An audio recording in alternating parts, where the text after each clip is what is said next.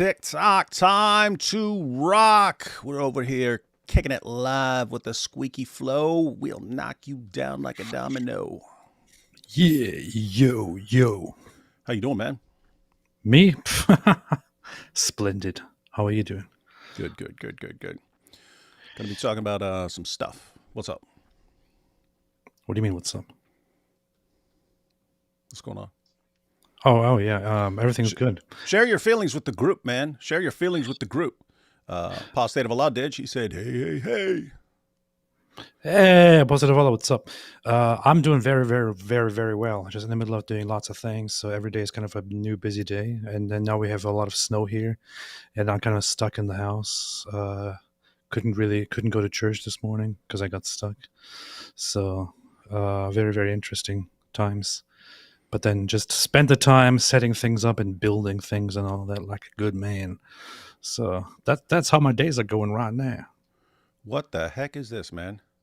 What? Look at this. I can't look at. Hey, man, it's so great to see you here, Mike. It's such an honor to see you here. I'm your biggest fan. I'm so honored that you're here. Thank you for coming here. He Mike Winger's getting he's like worse than Sam Shamoon now with the stalking. Just shows up out of nowhere and it's like, hey, let me derail your entire discussion. It's amazing. It's always when Mike Winger is here, you know that it's going to be good, So about to cancel, man. I'm about to shut down and give up on this whole stream. Anyway, hey, you heard of this Tucker Carlson guy? Have I? Of course I have. Dude seems kind of mental, man. I know you love his the beautiful sound of his laugh, but it sounds creepy to me. It is pretty creepy. I mean, it's kind of funny because he was at the we listened to it, we saw it, right?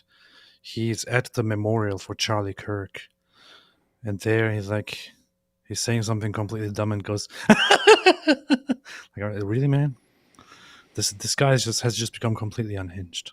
I never liked him. Could you imagine this guy like if he actually went to like the funeral or something like that? Yeah, and then cackling weirdly. It's weird stuff, man. Anyway, a lot of people were interested in his discussion with Piers Morgan, which I accidentally, when I went to look for it, I accidentally got a different one. So apparently 10 months or a year ago, they had a discussion. It was in Saudi Arabia. They were having a discussion in Saudi Arabia. So I actually downloaded that and I was started to go through it and I was like, wait a minute, the topics sound like they're old. And then I saw it was the wrong one. It wasn't the most recent one. So anyway, we'll just look at a quick clip from that because the background is awesome. They're like in front of these ruins in Saudi Arabia. That's super cool. We'll look at couple of the clips of Tucker's new fascination with Islam and his love of Islamic submission. And then we'll check out a clip from their new discussion. This is when they're talking about what's going on in the UK. And Tucker, for some reason, people focused on Tucker saying that he has more in common with Pakistani cab drivers than with, something like white reporters for The Guardian or something. He said something like that. And people are like, do you know what some of these Pakistani cab drivers in the UK are known for? Huh? Do you know? Have you read the reports on the grooming gangs? Over and over again. Pakistani cab driver, Pakistani cab driver, Pakistani cab driver, Pakistani cab driver. And Tucker's like, that's what I'm with. Anyway. To be fair, I also do think that Tucker Carlson has more in common with Pakistani cab drivers than with regular men here. So let's take these first couple super chats and then we'll jump into some clips, everyone. Gonna jump into some based clips. Let's do it. Let's do some improvisational comedy now. No. Let's see. Okay. We got Tucker. She played with dolls. Any recommendations for resources to learn Quranic Arabic? Fantastic work, as always, keeping the flock equipped to deal with all this nonsense. Yeah, check out, get started with Ayman Ibrahim's resources. You can look them up on, you can look those up on Amazon. Easy to find. Mike Winger for president. What's wrong with people, man? I agree. People think they're funny when they're not funny. Look, here you have Mike Roch Winger. Let's unite with Shamoon and Dawa guys to fight Mike Winger and the Wingalings. That is awfully tempting. If God real, why Mike Winger? If God exists, then why Mike Winger? Nice. That's a good question. That's probably the strongest version. I did my doctoral dissertation on the problem of evil, and that's probably the strongest version I've ever seen. AP needs to invite Mike on and not tell David. Yeah, that would go over well. Hey, that sounds like a good idea. Ironic, Sam Shamoon references Bastard so often because he looks like the yellow, from the Sin City movie. I've seen a bunch of clips of that. Yellow guy. Didn't he get I forget. I don't know enough of the plot. But I think they did some weird treatment on him to keep him alive or something. I don't remember. I watched it many ages ago, and then I haven't watched it again. Later, I tried it out again, and it was kind of stupid. So, I usually watch a YouTube clip of a movie, and then I'll watch several, assuming that they put the best clips on YouTube. And then if I want to know what actually happened, I'll go to like the Wikipedia entry on it and get the summary. And so I can end up watching, well, not technically watching, but I can get a movie in like 15 minutes. And so that's way better than spending like 2 hours on it or something. That's funny. David is Bruce Wayne. Mike Winger is Batman. Mike Winger, Batman. Oh, boy. Maybe the Penguin or something like that. I don't know. I hope that David and Ridvan can invite Raymond Ibrahim onto the live streams to discuss his new book, The Two Swords of Christ, Opinion on Templars. Don't really have a Raymond Ibrahim, man. Apparently he's got a new book out called The Two Swords of Christ. Yeah, we should check that out. Do you have an opinion on Templars? I don't. I have none. I have an opinion on the Knights Templars, which I expressed a lot in the past. I don't want to repeat myself. He doesn't want to repeat himself. Why are you trying to get him to repeat himself and waste all our time? First time live with D Wood and AP. Much love from South Africa. Oh, hi, Mike Winger. And it's 3:09 a.m. Could not miss this. Told myself, hang on. Yeah, it's not hang on. It's hang on. You got to pronounce it the way fancy British dudes do. Jesus dies for AP's sins. It snows and AP plays hooky from church.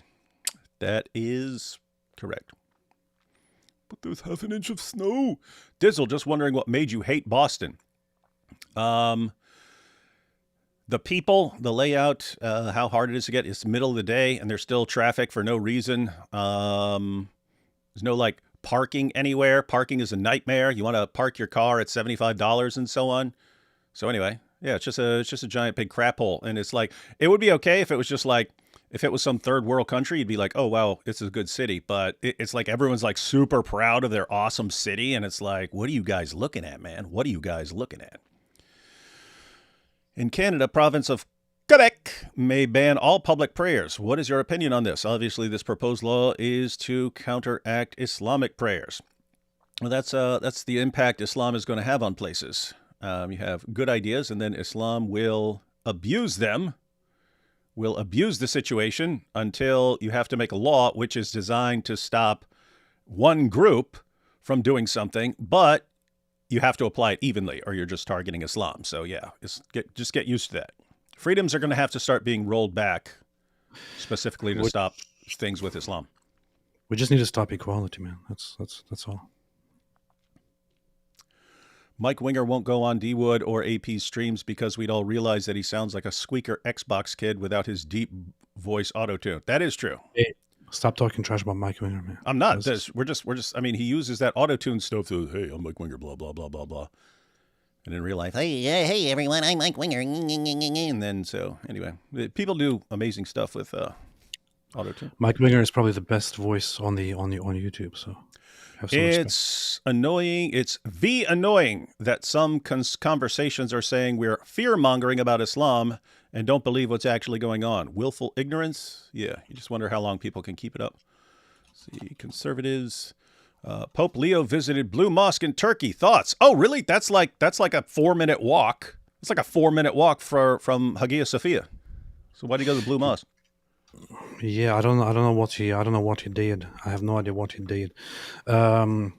The only headline that I saw was that he went to the Blue Mosque and didn't pray, although it was arranged or something like that, which I thought was kind of based. But I don't really know anything about the trip. I haven't been able to really follow any of that. I've been too busy doing other stuff, so don't know much. You need to look at all that. Well, what would be awesome if he went to the Blue Mosque and he said, "Wow, what a great mosque! What a great mosque!" But we should all be really thankful that we have an even better mosque right next to it, Hagia Sophia, which was converted back to a mosque. And on behalf of Christians everywhere, I just want to bless you guys for turning this, what was the biggest church in the world, into a mosque. It's great. Let's all hug, and then the hearts of all Muslims would melt, and everyone would get along after that. Of course. And last one here. Hear those bells wing-a-ling. That's right. Those wing-wing-wing-a-ling bells. Hey, AP, you got to make a one of your dumb songs for Christmas. One of your dumb songs for Christmas. Wing-wing-wing-a-ling bells. Wing-wing-wing-a-ling bells. I shall. I'm working on it right now. All right, ready to go? Ready to Yes. get started on some clips? Here we have, does the Pope understand Islam? Yeah, he understands that, as so many popes before him, if you just show Muslims that you respect them and their book and their prophet, their hearts will melt, and then they'll never want to harm you or take over the entire world, ever. Maureen said, Hagia Sophia is the Blue Mosque. Hagia Sophia is not the Blue Mosque. Those are two separate buildings. Hagia Sophia is right across the Blue Mosque, or the Blue Mosque is right across the Hagia Sophia. It was actually built to rival the Hagia Sophia, but is far inferior to it. Yep. And so that's kind of the point. It's like when they said, because they turned the Hagia Sophia into a museum when Turkey was trying to secularize in the 20th century. And then you had Erdogan, who wants to Islamize. And so he was like, look at this. I will turn this back into a mosque to show the Christians that we're very strong. And, the point is for people who think, well, they need a mosque. They've got one of the biggest mosques in the world right beside it. Yes. So they did not need the mosque. That was a show of strength. That was in your face, Christians. You can't stop us. They are in no need to turn the Hagia Sophia into a mosque. There is absolutely no need for that at all. No need for space or anything like that. It's a purely symbolic. It's a pure act of simply, superiority. And I know exactly how Turkish people, how religious Turkish people feel about it, how they think about it, and the entirety of turning it into a mosque was simply all about, it belongs to us, we conquered it, it is a Muslim place now, how dare you close it. So this is how they think, they don't have any respect for the feelings of other religions, they just do it. And in all honesty, very frankly, that's how the West should do it too. So. And then when it happened, you had all these Dawa guys thumping their chests on Twitter. You see. And then right after that, when India turned what used to be one of their the Babri Mosque, when they turned, they had a bunch of people just showed up and tore that place down. This was decades ago, but finally they decided, nope. We'll give them a new mosque somewhere else, but this was a Hindu holy site before they built their mosque over top of it. So you know what? We're giving it back to the Hindus. They can build a giant temple there, and the Muslims can build their stuff somewhere else. And then everyone, oh my goodness, the Islamophobia! How could they? It's so wrong and immoral to take another person's place of worship. I mean, we did it with the Kaaba, and we did it with Hagia Sophia, and we did it with the Temple Mount. We do it with everybody, and we love it. It's our favorite thing in the world. But when someone does it to us, we're babies. You hypocrites, man! You hypocrites! Absolute hypocrites. Hypocrites. I have proof that David is a cult leader. He has barely defended himself against that Royce chick, but Jai has been all over X defending him. You see? Yes. See, if you're a cult leader, you don't have to do things. This shows that it's a cult, right? Other people will. Proof. Other people will. This is the proof. Pope Leo met Patriarch Bartholomew. Good sign? Good sign. They are constantly, there is this constant attempt and this constant struggle toward building and, building the bridge, closing the gap, not in the Zoot sense, and to, had to clarify that, sorry, and to have unity between the East and the West of the Christian world, and to somehow the hope, as Patriarch Bartholomew also expressed, is to end the schism between the Catholic Church and the Orthodox Church, and to restore unity, to have a historic moment and to restore unity. In fact, Patriarch Bartholomew said that that the end of the schism is inevitable, that it's going to come, definitely. There are lots of mixed feelings about that, especially on the Orthodox and traditionalist Orthodox side, but I genuinely hope that in some future they actually do it, and all the Orthodox and Catholics are united. And that's when you guys will unite. You'll thump your chest and think you're strong as Protestants, and then you'll find out the sad reality. Go ahead, make a move. Come at us, bro. Powerful. And then it's going to be time to wage war on the Protestants and force them once again to be subjected to the Apostolic Church. Good luck with that, because every powerful nation on the planet is 100% Protestant. Based. What should I do when a Christian actually is guilty of misrepresenting the Bible in parts? Well, you would show him that he's misrepresenting it. And if he refuses to accept correction, then you humiliate him in front of everybody. It's that simple. Currently reading Against Heresies by St. Irenaeus, and I genuinely think the Gnostics back then had a better argument than modern-day Muslims. That's funny. They did. Text for your Al-Zut t-shirts. Diddy has nothing on me. You'd have to make it Diddy ain't got nothing on me. And you have a cartoon of Muhammad with the Al-Zut behind him. Rod and Roll, very rude. Brokeback Desert, yeah, it's always popular. And Mounted and Survived. How about the Al-Zut rode me all night long and all I got was this stupid t-shirt and the strength of 30 men. Something like that might be good. Let's see. Silver bells, wing-a-ling, hear him wing in the desert. Reclaim the Hagia and Tabuli. The what? AP is still under his vow to retake Constantinople, so.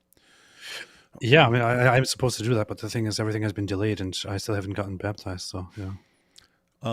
We have here, so should they just flatten the dome of the rock? No, you don't have to be. You don't have to be mean about it. You just take it down brick by brick, give it to them, and tell them they can go build it somewhere else. I don't know. I think you could just we're tear it down. Building bridges, man. We're building bridges.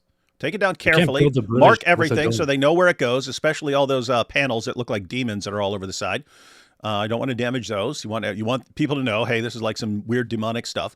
And yeah, just here. We'll take it all down piece by piece. We'll mark everything where it goes, and you guys can build that thing somewhere else. But building a bridge with the stones or with the material of the Dome of the Rock is actually a good idea. Yeah. 13 years ago, D-Wood helped save me from joining Islam. Nice. Beast. Yep. Hey, anyone who wants to be helped from joining Islam, check out my video tomorrow. It's the big one, guys. And I challenge all of you here. I will post a challenge. At some point in the next couple of days, challenging everybody. I challenge everyone on the planet and in history to show me a more brutal takedown of Islam than what's going to be posted tomorrow. Show me one anywhere, not by me, by anyone. Show me something I've made that is more of a brutal takedown than this. Hey, that's a good idea, man. Well, Take the Dome of the Rock, disassemble it, and then carry it all over to the new Jerusalem to the new Al Quds, which is in London, and build it there.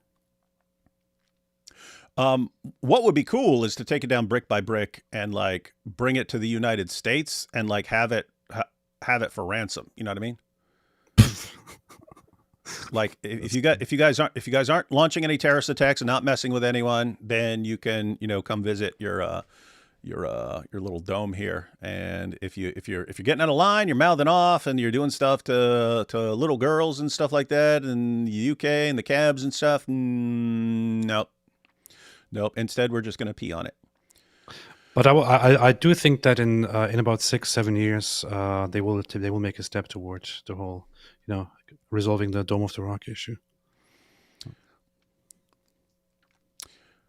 What's interesting is well, you've been up there now. You've finally been Yes, up there. You've seen how ginormous that is. So even if you yes. had just people who want everyone to get along, you could have a temple up there, a dome, a mosque, a church. You could there's that is a huge amount of space up there. But yeah, the Dome of the Rock needs to go, as does the Al Aqsa Mosque. I'm telling you, in 6-7 years, they're going to resolve it. There is a whatever stream live now. Which stream is better? Where will I learn more? Wait, whatever. Is that where they have like a dude talking to a bunch of OnlyFans models or something, or is that something else? Yes, yes. All, of course, in the name of good tradition and all that. Yes, we must go on there, or we can start our own version. We'll start our own version where we get just like we just hang out with like 20 strippers, and they're all twerking, and then we're talking about theology, and it's like, oh, see how smart we are now. People tune in for our awesome idea. Not a regular. Like Tucker, I'm terrified of Muslim conquest, but don't think that BB should bomb children and believers. What am I missing? Well, you're missing the fact that Tucker seems to really like Islam now. What have you been watching? Tucker's been praising Islam. He's been submission. That sounds really good. Well, oh no, Dubai. Oh no, Sharia. People are worried about Sharia. Come on. Jews are just using your concerns about Sharia to keep you under control while they take over the world. But Muslims, no, no, no, no, no. They're just being misrepresented by the Jews. That's Tucker's Yeah, position. What are you yeah. missing? What aren't you missing, dude? I mean, you're not really following your hero. So Tucker Carlson is he is all for the Qatar talking points. He will praise the Muslims right now or make all kinds of excuses for them, while bashing the Jews whenever he can. It's just so funny. Let the Muslims take over. Let the Muslims settle. Let them all settle in the Western world. Let them all take over.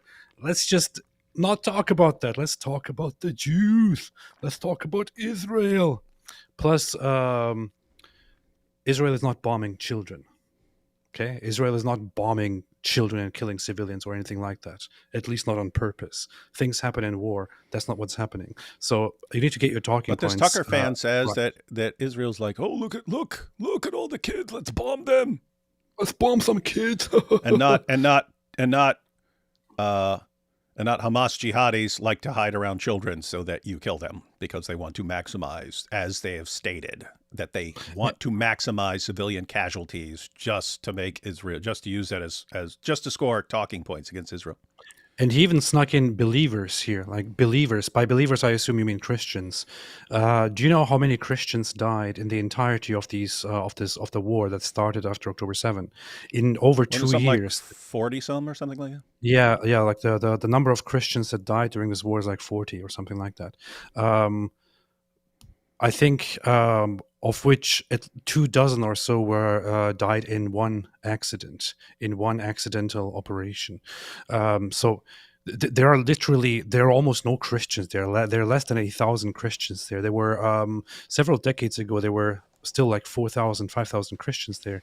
There are now less than 1,000 Christians there, because that population, while it is booming and tripling, does not care for Christians. So when you sneak in Christians into this whole accusation and say, "Oh, Israel is killing Christians," you are simply repeating Islamist talking points adopted by the anti-Israel neo-Nazi dummies, because such a thing is not happening. If there is any state in the Middle East that actually takes care of Christians and treats them well, that is Israel, and that is not propaganda. That's a fact. That is a complete fact. And AP, your shekels are in the mail. Oh, thank you, man. Your shekels are in the mail. That's just 50 of the 7,000 you get for that one. Although I'm gonna suggest you get a bonus for that. Can you remake the AC/DC song "You Shook Me All Night Long" into something more Night of Al Zut appropriate? Yeah, you can go in two directions with that. You could say "You zooted me all night long." That doesn't have a nice ring to it. You zoot me all night long. You'd have to make it present. You zoot me all night long. You could do that, or you could say "You rode me all night long," because that's what the source says. It says they rode him all night long. I don't even know how that song goes because I don't listen to AC/DC. She was a fast machine. She kept her motor clean. No, it was actually interesting. So you had Bon Scott, who was like the greatest frontman of all time, in the Australian band AC/DC. And then Bon Scott, interestingly enough, knew what a dangerous life he lived. And he told them, hey, if I ever die, here's the guy who can replace me, right? Here's the guy who can replace me. So he actually appointed his successor before he ever died. And he died of alcohol poisoning. He drank way too much and then died. And then so they go to the UK to find his replacement who could sing almost exactly like him.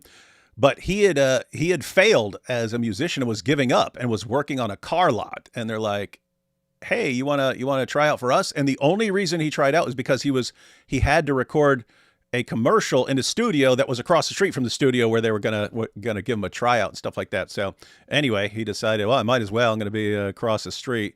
But all he was into was cars. And so when they told him to write some lyrics, it was, she was a fast machine. She kept her motor clean and stuff like that. He was describing a woman as a car. But anyway, pulled it off. And that's disgusting. This has been this day in rock and roll history, ladies and gentlemen. Tabbouleh is most definitely our dish. The other group doesn't have the IQ to create such a dish. That's true. Isn't that like almost like rabbit food? Tabbouleh, am I thinking of the right thing? It's like gross, right? It's like super vinegary or something, like nasty. Oh, am I thinking of the wrong thing? It's some disgusting looking salad. It looks like somebody vomited. That's what I mean. Yeah, that's what I thought. It's gross. Anyway, you people were too hard on Junior during his debates. Couldn't you hear his compassion when he called his cousin mid-debate? He's like, hey, cousin. Oh, hey, what's up? What's up, cousin? Have I ever hit you? No. See, Muslims don't hit their wives. Oh. Don't hit their cousins. This proves that no Muslim has ever hit his wife. Kia ora, David and AP almost missed the Zut jokes. No one misses the Zut jokes. Fall of Nations document says Islam is gone in 2035. Impossible. Islam is very strong. Is Tucker blind to Dearborn? I think so. Yeah, Tucker lately only seems to see all the positive, wonderful, amazing things about Islam, and that's why it's actually better.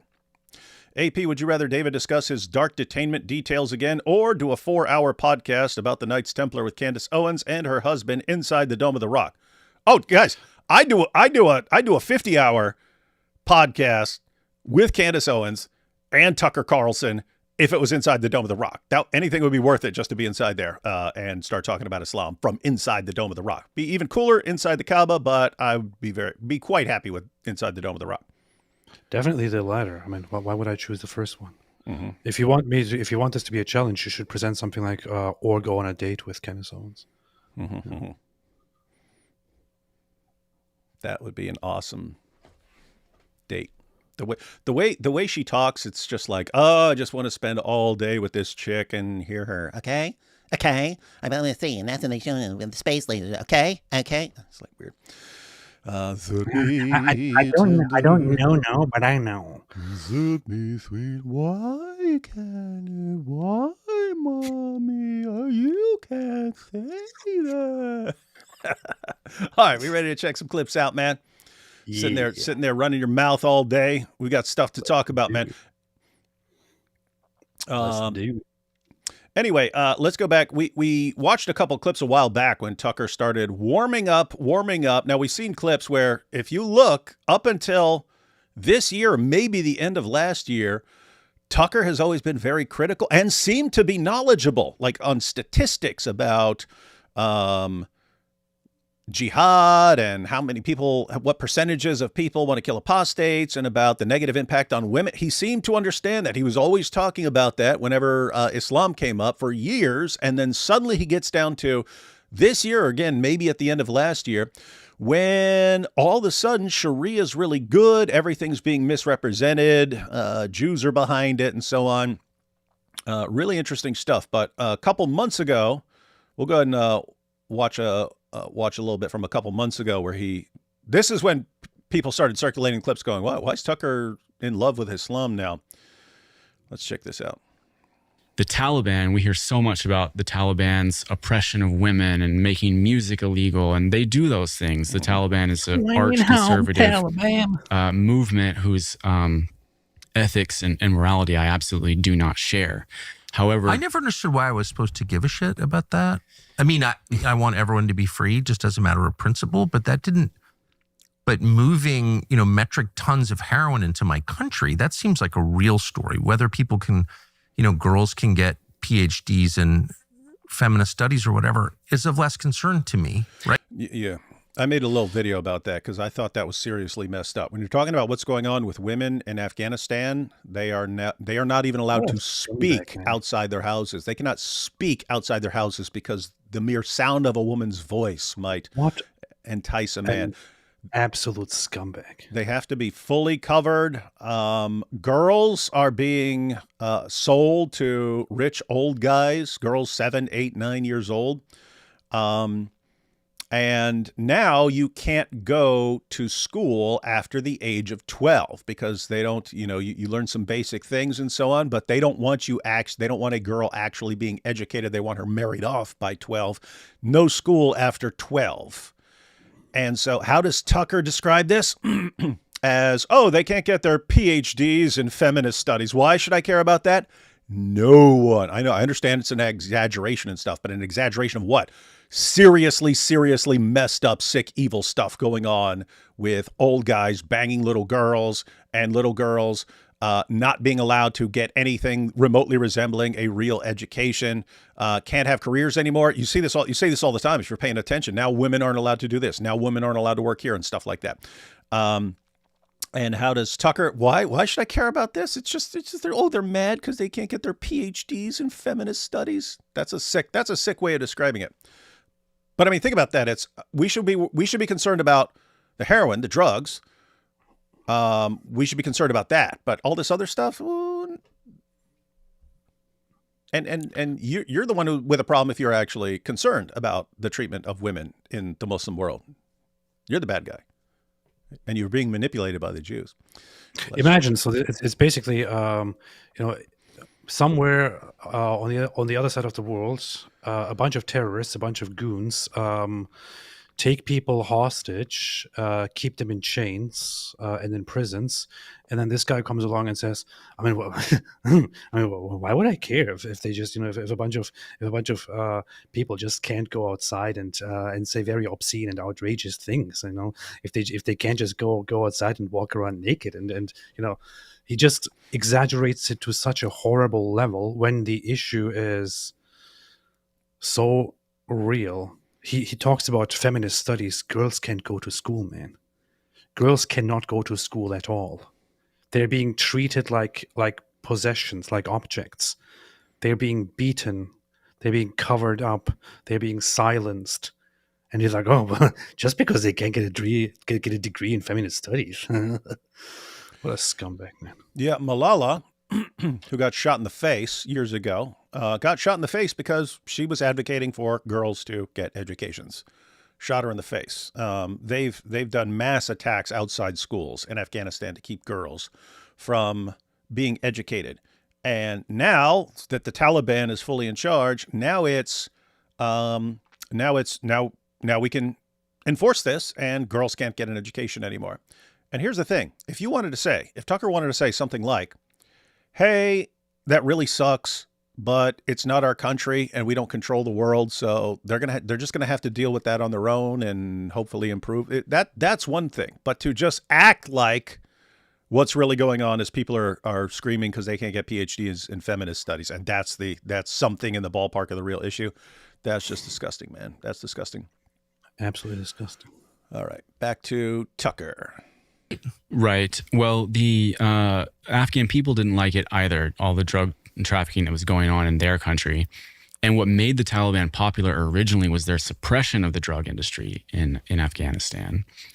They took over and eliminated all of the drug production that was taking place there because you can see how it's ideologically consistent with their Sharia law. Mm-hmm. They don't tolerate drugs. They don't tolerate alcohol either.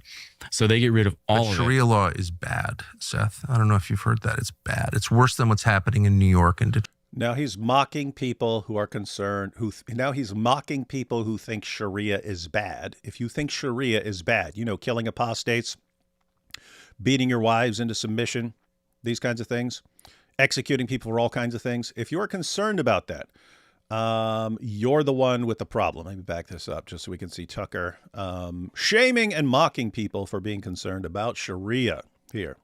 Rid of all of Sharia law is bad, Seth. I don't know if you've heard that. It's bad. It's worse than what's happening in New York and Detroit. It's just bad. I don't know why. It's just like years of brainwashing. Years of brainwashing has convinced people that Sharia is bad. You've all been brainwashed. If you oppose the death penalty for me and AP, we're both, keep in mind, we're both under a death sentence under Sharia, both of us. Him, multiple death sentences because he's an apostate and a critic of Islam. Me, I'm just a critic of Islam, but we're both under death sentences. Me and all my friends are under death sentences. And he's saying you've been brainwashed if you have a problem with it. AP, you've been brainwashed into thinking it's bad for you to get your head chopped off, you stupid idiot. I've been brainwashed into thinking it would be bad for me and all my friends to be executed. We've been brainwashed, guys. That's Tucker. This is Tucker. I would be completely fine with sending Tucker Carlson to Afghanistan to have some experiments on speaking his mind in Afghanistan and exercising his free speech and saying whatever. Hang on. It would be just, I guarantee it would be just like his Russia video. Oh my goodness, look at this. Oh my goodness, look, they've got rice. Oh, no, not like that. Rice is good. Not like that. Not like that. Beforehand, you have to make some conditions. You will go to Afghanistan and you will say these things that you have said here and there on other occasions, including you will to test the freedoms and the beauty of Sharia law. Since you claim to be a free speech advocate, you have to also test the limits of free speech in Afghanistan. And for example, I don't know, talk about how you personally think Islam is garbage and things like that. You have to do these things and then come back, report to us like that. I would be very happy to send Tucker Carlson there and to have such a little experiment there. Look at this. What he's just saying here, what he's implying with his stupid little attitude is that that what's happening in New York is apparently probably worse than Sharia law. Seriously, man? What's happening in New York? I mean, what's happening in New York, whatever he's talking about, is probably bad, but it is in no way worse than Sharia. If you think it is, please go piss off to some Sharia country and live there. Honestly. So, Tucker, lover of Sharia. If you have a problem with Sharia, then you've been brainwashed, people. Muslim, I'm not for Sharia law. On the other hand, compared to what? Compared to Baltimore? Shut up. Yeah. Sharia law. Yeah. Well, in sorry, Sharia law. In Afghanistan. Would you rather live in Baltimore or Afghanistan? Baltimore. And the effect of implementing Sharia law was the total suppression of the heroin industry and the decimation of the world's supply of heroin. And a massive reduction in the rape of boys. They didn't like that. That's another subject that's absolutely part of this. And Gosh, the Taliban just sound like the greatest guys in the world, man. They're anti-drug. They're stopping the Bakabazi stuff. Wow, these guys are great, man. What's everyone complaining about? We've all been brainwashed. The Taliban are the good guys. Are you how? Seriously, how is anyone who's actually concerned about Islam taking this guy seriously? He's becoming like a fanboy for the freaking Taliban. They're the good guys. It's insane, man. What? I don't know. I don't know who this other guy is and what his deal is, but the suppression of drug trafficking is not what made the Taliban popular. He's so exaggerating the role that plays a role. But the thing is, the Taliban itself also was involved in a lot of trafficking and corruption and things like that. But that is not why the Taliban became popular.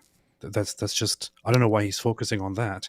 It is primarily other things, including the promise to fight for Islam and make Islam and the Afghans dominant in this land, and fight against the others, fight against foreign influence and things like that, and suppress the secularists and suppress democracy and things like that. That's what made them popular. The drug trafficking is not a big deal. People were mad when the Taliban was burning poppy fields because that was their biggest source of income. You could make way more money growing heroin. What are you doing with it? You're sending it to other people in the world, and money is flooding into Afghanistan. Piles of money are flooding into Afghanistan because you're putting this stuff out. People were really ticked off at the Taliban for stopping that. But anyway, it's like, how do you pick that out and then say these are good guys, and you've been brainwashed into thinking they're bad? Like, I mean, the nation it's crumbling. It's crumbling because of these guys. Anyway, it is like the hellhole of the planet. So there are some projects in the waiting, and I hope that in over the next year we are going to start tackling firmly the influence that Qatar and other countries have on the West. But this here is a result of Qatar and others influencing popular commentators and speakers, paying them. Just recently, Qatar actually invited a bunch of influencers over and paid them tons of money to represent Qatar in a good way. We should actually talk about that sometime. Hey, isn't it weird? Dude, like every single thing all these guys accuse Israel of doing is exactly what Qatar is doing.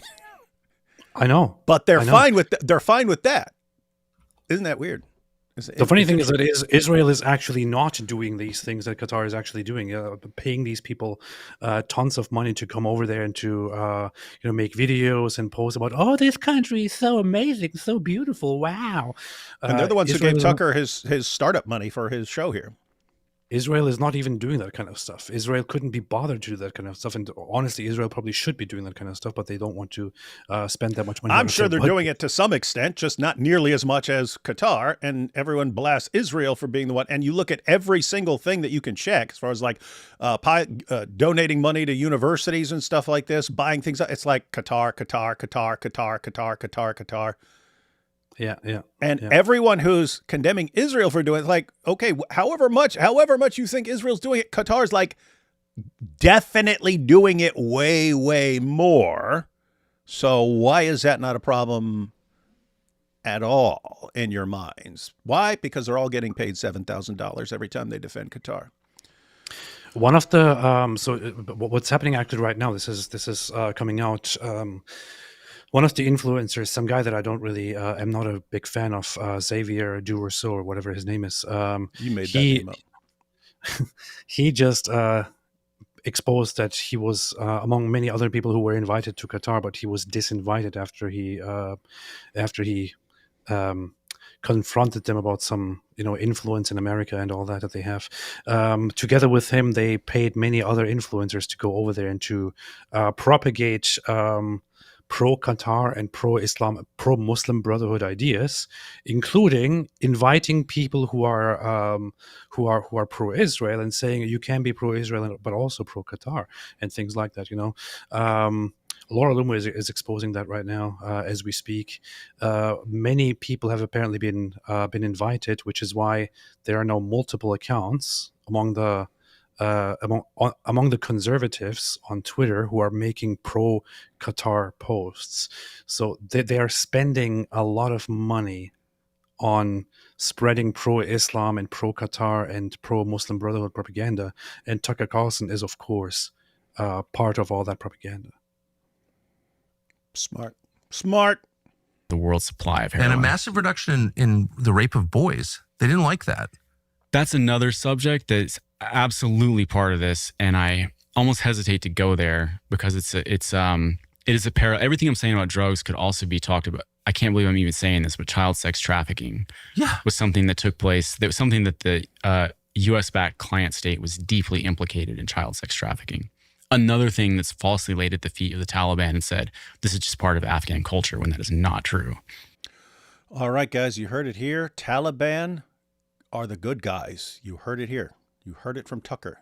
Taliban are really, really good guys. You've all been brainwashed into thinking Taliban bad. Taliban good. Taliban good. Anything Sharia, good. It's all good. What the heck is wrong with you people? Just look at another one real quick. You know, again, I'm not here to be a drug warrior or paternalistic or to lecture people who struggle with substance abuse, but I certainly agree with you that should be a value. But you should know, Seth, that the real danger is Sharia law. You see how he keeps doing it? Scumbag. Keeps mocking people who are concerned about Sharia, mocking people who are concerned about the Taliban, mocking people who are concerned about Islam's impact on women. You've all been brainwashed by Jews. Sharia law, and you can tell. What'd you say? I dare him to invite somebody on who actually speaks on this topic and who is actually on point and knowledgeable, and who can tell him exactly what's wrong with Sharia and with Islamic countries and with the Taliban and all that. He's not going to do it. When you go to a place like Abu Dhabi or dude, seriously, everyone should start up like a campaign to get someone like Raymond Ibrahim or Robert Spencer or something on there with him who can take him through these things. But gosh, can you imagine Raymond Ibrahim sitting down with Tucker and just completely annihilating him on everything he says?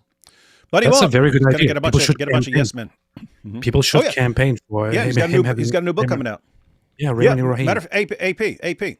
Let's start that. Let's later on we'll send out a couple tweets telling people that Tucker needs to get Raymond Ibrahim on there, and people can share it, and he can show that he's not a coward.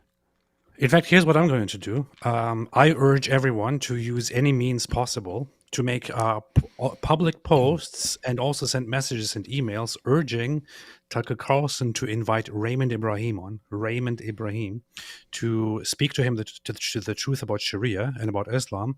And I will also do my part to contact some people that we have in common with Tucker Carlson, and to reach and to suggest to him that he should have a Raymond Ibrahim on.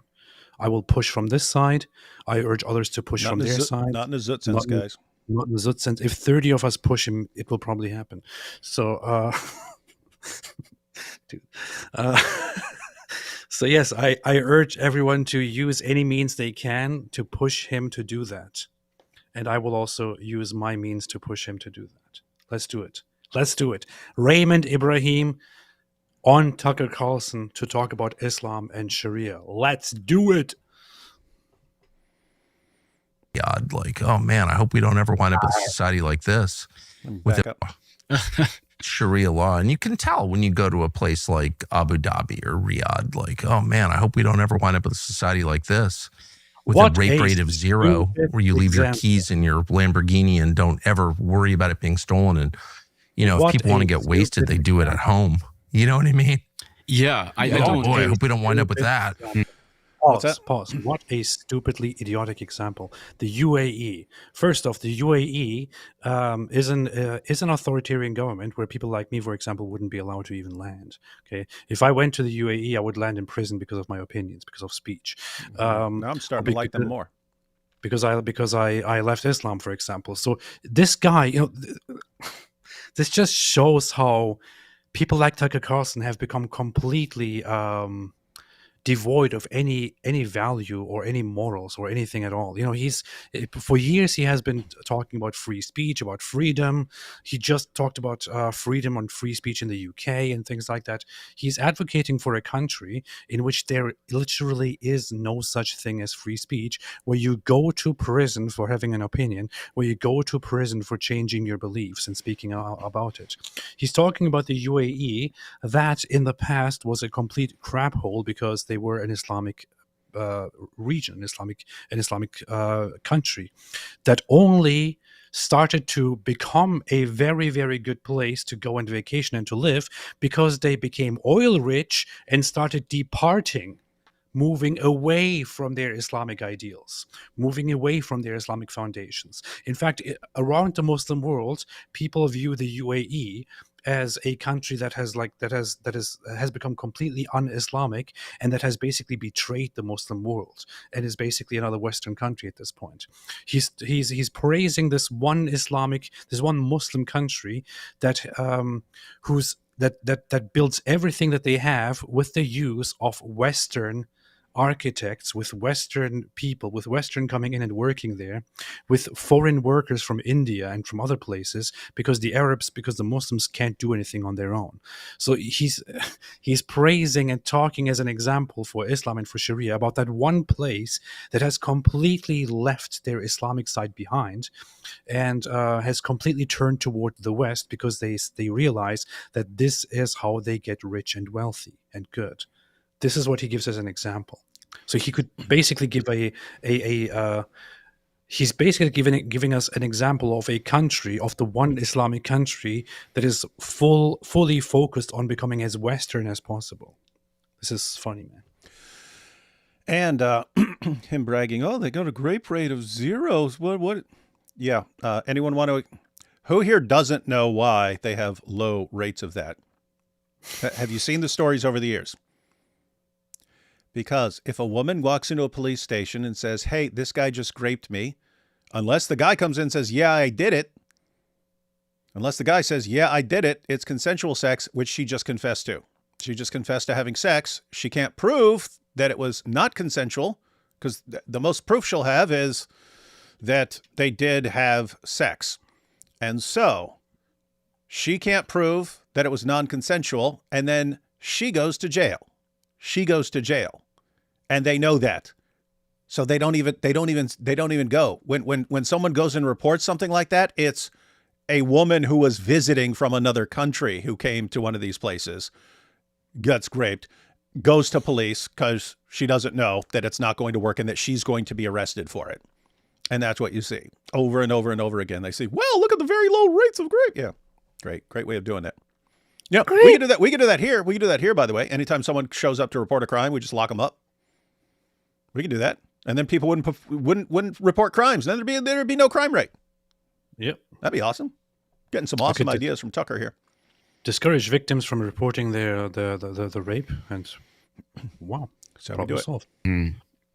Yeah, I think that, Sharia law is obviously just a punchline. I don't know that too many people actually believe in the reality of that. And too many people don't. There aren't a lot of people who actually. This is Tucker Carlson. Sharia. Only idiots think Sharia is a problem. This guy. Yeah, I don't know. Not a lot of people who actually are seriously concerned about Sharia.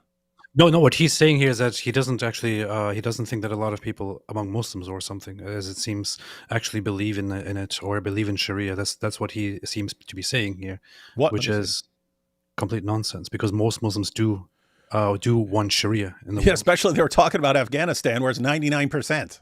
99% want Sharia. It's just which school of jurisprudence version of Sharia is the one that we want.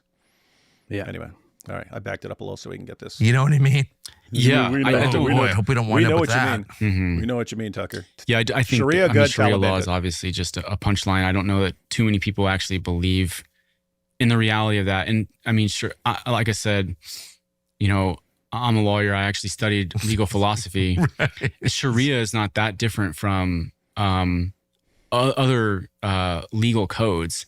A lot of our own legal code, the Anglo-Saxon common law, Anglo-American common law, derives ultimately from religious authorities. Hope so. There's a lot of universal there's a lot of universal values in Hammurabi's You know- code is recognized. There's a lot of universal. You know what this reminds me of? Idiocracy. Yep. This is, you have a bunch of complete idiots who don't know anything, who don't know what they're talking about, come and attempt to talk about a topic that they do not understand. One of them deliberately, he likes to misrepresent it because that's what his agenda is. The other sits down and he thinks because he has an education in a legal system, he can now tell you about every single legal system out there in the Yeah. world. He Yeah. can now tell Hey, you about the ins and outs of Sharia I went to law. law school. Therefore, I know about Sharia because obviously there's lots of classes on Sharia in law school, guys. So And you walk up to any lawyer and he's going to be an expert on Sharia and a good talk show guest to tell everyone that Sharia is just like anything else, man. It's just like anything. So why would you have any sort of problem with it, man? Why would you have a problem with it? But guys, I mean, think about this. Tucker and this guy. What's the takeaway here? Here's the thing. Tucker will say 1,000 things that you agree with and make perfect sense.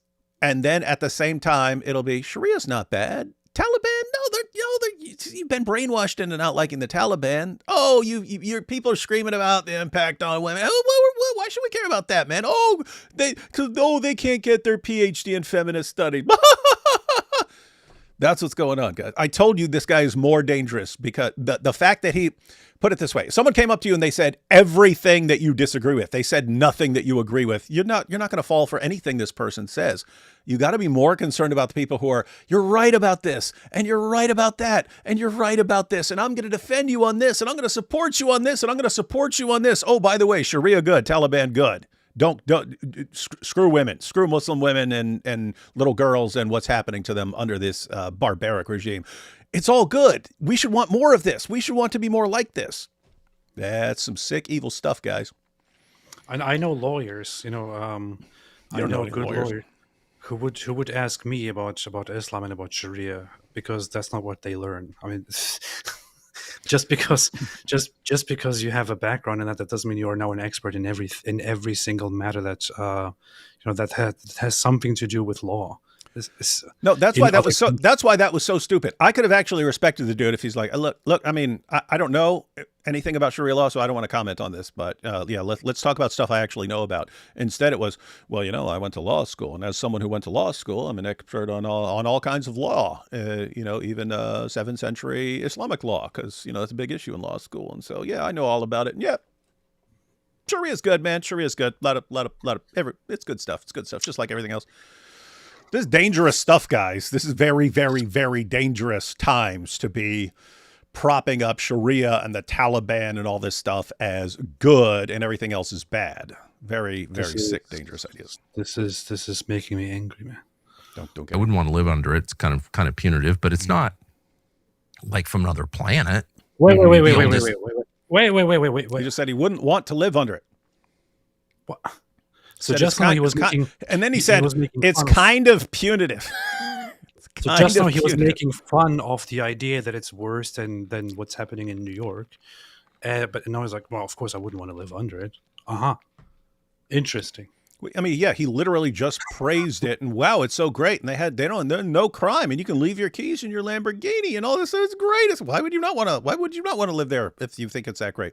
Well, because they're kind of punitive. Well, what are you planning on doing? I mean, I wouldn't want to personally want to live under it. I'm going to let all those other stupid people live under it and die.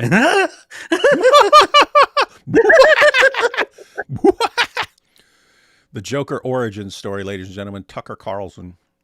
Let's finish this. Legal code that we have, Hammurabi's code, it's not like you sort of know what he's talking about, right? Look, I agree, yeah. And look, they put up 10 commandments in front of I live in Austin, Texas, and they put up the 10 commandments in front of the state capitol. And that's controversial among, religious libertarians. But I'm of the view that I'm happy to see them put the 10 commandments up there if they would just follow them, I agree. Starting with thou shalt not kill. I couldn't agree more. Oh, really? You want to see Islam's version of that? Guys, I mean, just think about the insanity. Tucker claims to be a Christian. I don't know who this guy is. Guys, you are subjugated second-class citizens under Islamic law. You can't go out and preach the gospel. You can't ring your church bell under Sharia law. If the roof on your church falls in, you can't repair it under Sharia. He's well, what? Oh, but the United Arab Emirates and blah blah blah. We're talking Sharia, guys, not places that have some elements of Sharia. But other than that, are becoming are modernizing and so on, dude. And here's the thing. Lots of people don't know about what they're talking about. You shouldn't be influencing tons of people on seriously dangerous issues while having absolutely no clue what you're talking about. That's dangerous. Everyone needs to warm up to Sharia. One more clip from that. You know what's funny? What? If we actually had a system where, as suggested, the 10 Commandments were the law and everybody was supposed to follow them, then we probably wouldn't. We probably shouldn't have or wouldn't have other religions such as Islam allowed by anyone in this country if everyone is supposed to follow the 10 Commandments, because something like Islam would be in contradiction with the 10 Commandments. So, and it would directly go against the first commandment. So, I don't know how much he's on board with that. It sounds kind of Islamophobic, you know.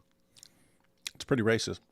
But let's check out this famous submission clip. Tucker likey. He liked the submission. He liked the Islamic submission. Watch this. You describe it much better than I do. I'm still trying to sort it out in my head. It was less than a year ago I saw this. I was like, I've not stopped thinking about it. Yeah, we talked about it last night. And so then I thought about it last night, this morning. So it's fresh in my mind as well, like in terms of what it means and how to think about it. But yeah, it's something that is, I think, it's kind of like sitting there right in plain sight. It's a solution to a lot of things. But for a lot of reasons, you need a lot of vulnerability and humility to strip yourself down that way, to admit your powerlessness. We're constantly taught to affirm our invulnerability, like I'm strong, I'm powerful. Just like Muhammad in front of the Al-Zut. Yeah. You have to have the humility to get on all fours and let the Al-Zut melt you all night long. Yeah. Most people don't have that kind of humility. I forgot what this guy's name is. What's this guy's name again? He's someone I've heard of before. I remember when I looked this up, I've heard of the guy before. But I don't remember who this is. Who is this, guys? Everyone else knows. Watch, 50,000 people will know. And then AP, the great researcher on all this stuff, has no clue. He's terrible. These are the people that he invites on. People are saying Tucker Carlson. Glenn Greenwald. Yeah, that's what I meant. Yeah. Okay, there we got it. Yeah. I can deal with anything, but human beings are by themselves not all that powerful. There's a lot of things we can do. There's a lot of things we can't. And the whole point of these kind of addiction groups or whatever, there's a lot of these different kind of groups. I think all communities are like them, is like together, like human beings connecting to each other creates a much bigger power than every human being sitting kind of isolated and alone. Yes. I don't know, but I mean, I don't know other stuff he's saying, but he's kind of right on the money there. Watch Tucker completely derail it here in a little bit. Let's see. I mean, I believe in a religion that extols humility, that in which humility is like the cover charge. Like you don't get anywhere without humility. That teaches that God like submitted to being tortured to death. So like, and you get on your knees in a church. You 100%, like in Islam, you like bow on the ground. Like that's exactly right. All an expression of that same. I remember after 9/11. And yeah, here's what's amazing. Tucker will say, hey, this is the religion I believe in. And he would be subjugated and not allowed to talk about it under Sharia. And then he's going to go, right now, he's going to start talking about how great submission is in Islam. The funny thing is that what he just described there, even the way he just described Christianity and what God did is considered blasphemy under Islam, and you would be prosecuted and persecuted for what you just said. Sharia law. Come on, AP. Have you learned that we need to mock these claims about Sharia law? But let's see. That same. I remember after 9/11 when I was like, all about attacking Islam. I knew nothing about Islam. I'm not Muslim, by the way. I don't work for Qatar. Contrary to what a lot of people think, despite the paychecks from Qatar. I don't work for Qatar. They just give me a big pile of money, but it's not like a steady paycheck or anything. It is Not a interesting secret- though how he likes to simply insert Islam into these conversations. It's almost weird? almost as if there is something that encourages him or somebody that encourages him to talk about it, even when it has nothing to do with the topic at hand. Yeah.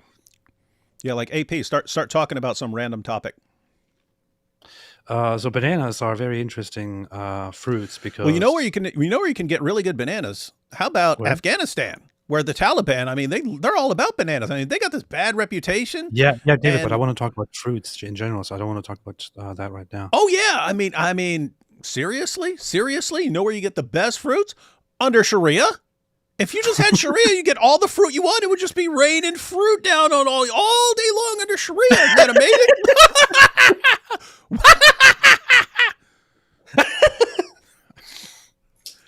Oh gosh, here we go. I'm not Muslim, by the way.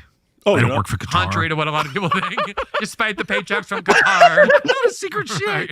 But I remember But now I'm going to defend Islam. Watch. hearing someone on. I worked at CNN at the time, and like we had all these endless experts, most of whom kind of worked for the CIA. But whatever, I realized that later. But I remember who it was come on and be like, Islam is bad, and I was like, sounds bad, whatever. I don't know if I ever met a Muslim, but he's like, you know what Islam means? Submission. And like let it hang in the air, like that was. Well, Hang on. He's just admitting here right now that he was always a very unreliable conveyor of information. That he was always a very unreliable journalist. That he always just did whatever people told him or whatever people said. He just ran with whatever was at the moment popular. That's what he's saying. Hey, everyone So getting he's that? saying you shouldn't be trusting me because I am a piss poor journalist. That's what he's just saying here right now. did everyone understand? That's a very important point by AP, right? For more than 2 decades, Tucker was blasting away at Islam. And now we're hearing, well, I didn't really believe it. I thought it was a good idea. What's that mean? You didn't believe what you were saying. So there's 2 possibilities here. He really believed what he was saying when he was condemning Sharia and all this stuff and terrorism and so on. He really believed that stuff, and then he changed his mind for some reason over the last year. Or it was just, hey, it was my job to say that now. I do whatever I'm being paid. I say whatever I'm being paid to say. Whoever wants me to defend your view, just give me a check. I'll say it. That sounds like what he's saying right here. I didn't really believe what I was saying about Islam back then. Didn't believe it. Well, you were saying it then. Why are you saying it? I was getting paid to say it. Okay, so you're a guy who says what he gets paid to say. And now you're saying what? Bunch of stuff defending Qatar and Sharia and so on. Huh, you don't say. Let me back this up a little. Was come on and be like, Islam is bad. And I was like, sounds bad, whatever. I don't know if I ever met a Muslim, but. So he's saying, I knew nothing, but people are telling him Islam's bad. So he's like, okay, I'll roll with that then, because that's what I'm getting paid to say. Yeah. He's like, you know what Islam means? Submission. And like let it hang in the air, like that was self-evidently disgusting. And I was like, I kind of think submission to God is like the whole point of life, but I didn't say anything. I was like, I don't think I'm against that. Yeah, Tucker. Hate to break this down to you, Tucker. Yes, Islam means submission. It refers to submission to Allah. Islam doesn't just tell you that you must submit to Allah. It tells you how you submit to Allah. And you submit, the only way you can submit to Allah is by unquestioningly, mindlessly obeying everything Muhammad says. That's Surah 4, verse 65 of the Quran. They can have no faith until they make Muhammad judge in all disputes and find no resistance against anything Muhammad has decided. And you must accept all of Muhammad's decisions with full submission. You submit to Allah by submitting to Muhammad. And that includes marrying prepubescent girls, all this stuff. And Tucker, I think that's good. I think it's really a good idea. I mean, submission, what was it?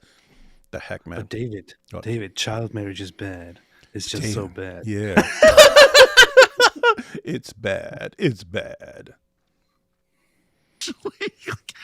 Anyone who submits to God, like, I'm just for that. Well, and You're just for anyone who submits to God. Even people who submit to Allah by waging terrorist attacks on other people. That's one of the ways you submit to Allah. And he's just for that, guys. He's for it. I mean, I think a lot of religions seek the same things, just find different ways to it's all think the same, about guys. how to find them. But the whole point of AA and NA, like the foundation of it, is that you submit to a higher power. And by the way, keep in mind, this whole discussion here, he's talking about the importance, and as a guy from an entire family of alcoholics and drug addicts, many of whom are dead because of it, I agree. It was massively important having a support group and so on. This very important, and it's extremely important for the people to believe in something higher. They'll call it a higher power, but you have to believe in it. There are studies over and over again showing that the people who are most successful are the people who are part of these groups and praying and so on and going to church. They're the most successful at not relapsing. And so that's what this guy's talking about, and Tucker's making it a commercial for Islam. But he had David, to. They say Muhammad married a child, but but isn't marriage a good thing? I am all for marriage.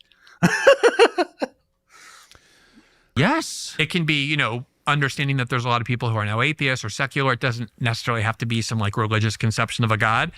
And so many people go into these groups and they're adamantly contemptuous of this idea. Like, this is so irrational. I'm not going to pretend that there's some magic thing.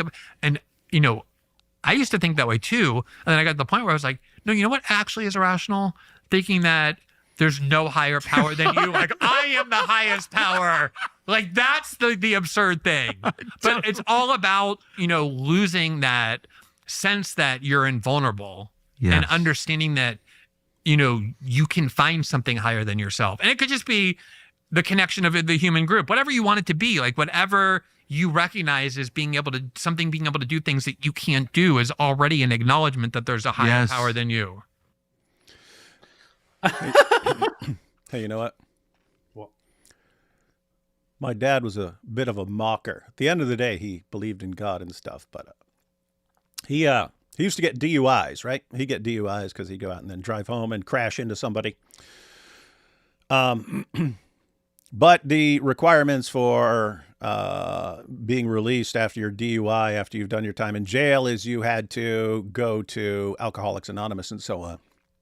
Mm-hmm. And so he goes to his Alcoholics Anonymous meeting, and the guy was explaining how you need your higher power or you won't be able to resist. And so the guy, to give an example, said, I'll tell you what, I've got a pack of X-Lax here. Laxative, right? I got a pack of X-Lax here. You guys go ahead and eat this whole pack of X-Lax, and you try your hardest not to go to the bathroom. You can't do it. And my dad goes, well, you eat the box of X-Lax and pray to your higher power. And let's see you not go to the bathroom. I was like, dude, let the guy make a point, man. Anyway, weird stuff. All right. So, guys, those are some clips we've seen before. We're going to check out a more recent clip with him and Piers Morgan. We'll take these super chats real quick. Islam can't be true because D Wizzle never stops reading super chats. P.S. The true God is triune. That's true. That's true. Powerful stuff. That's true. Apologetic. Need a remix of Stan Momo writing to the Al-Zut. That would be funny to Muhammad's writing. Because that's funny. Desert. I seriously need vocab to move somewhere where he's not almost across the entire country, because then we could be cracking this stuff out left and right. If the dog is AI, by the way, that's not a real dog. What is behind this weird push by people like Tucker, Candace, Hakikachu, and Junior to convince Christians to ally with Islam against the Jews? It's such an artificial idea. I doubt anyone believes it. Well, I mean, there are definitely enough people, a disturbing number of people who are going in that direction. But I mean, you could see you could see that as soon as people like start, the Jews are behind everything. There's a natural tendency to say, okay, who's really, really against the Jews and hates them? Oh, Muslims? All right, then they're our buddies now. Yeah. I mean, it's different for Hikikachu and Junior to do that. Actually, I wouldn't put Junior necessarily into the same category as Daniel Hikikachu. Daniel Hikikachu is just outright deceptive and just does exactly what is quite Islamic to do, which is just to make a we'll strategic see how well alignment. we'll see how well Daniel's doing after my video tomorrow. Ooh, ooh, Not nice. going well for Daniel, man. Nice. Daniel gonna be in a little trouble tomorrow. Nice, Classic. nice. But Tucker and Candace seem to be under this new influence, and it's just a popular thing right now, especially after the war between Israel and Hamas. It's of course a very popular thing to just be anti-Jewish and to also appeal to the Muslims because they have higher numbers in the world. So they have high numbers in the world, so you get much more engagement if you talk about this kind of stuff. If you make it look like Christians and Muslims can be allies against the Jews. It's just a very popular thing to do, Oh yeah, seriously. Like, dude, can you imagine how overnight popular we become right now if we were just like, we changed our mind. We changed our mind on all this stuff. The Jews are trying to conquer the world and they're behind everything, and the Muslims are our new allies. All these guys who hate us would suddenly love us in spite of everything we said about their prophet over the years. I know. If I just made a video now and said, after years of supporting Israel, I have realized that Israel is the enemy. And Daniel would be praising you from the rooftops. This is the greatest man who's ever lived. I'm not sure about Daniel, but I will even offer him my 4-year-old daughter.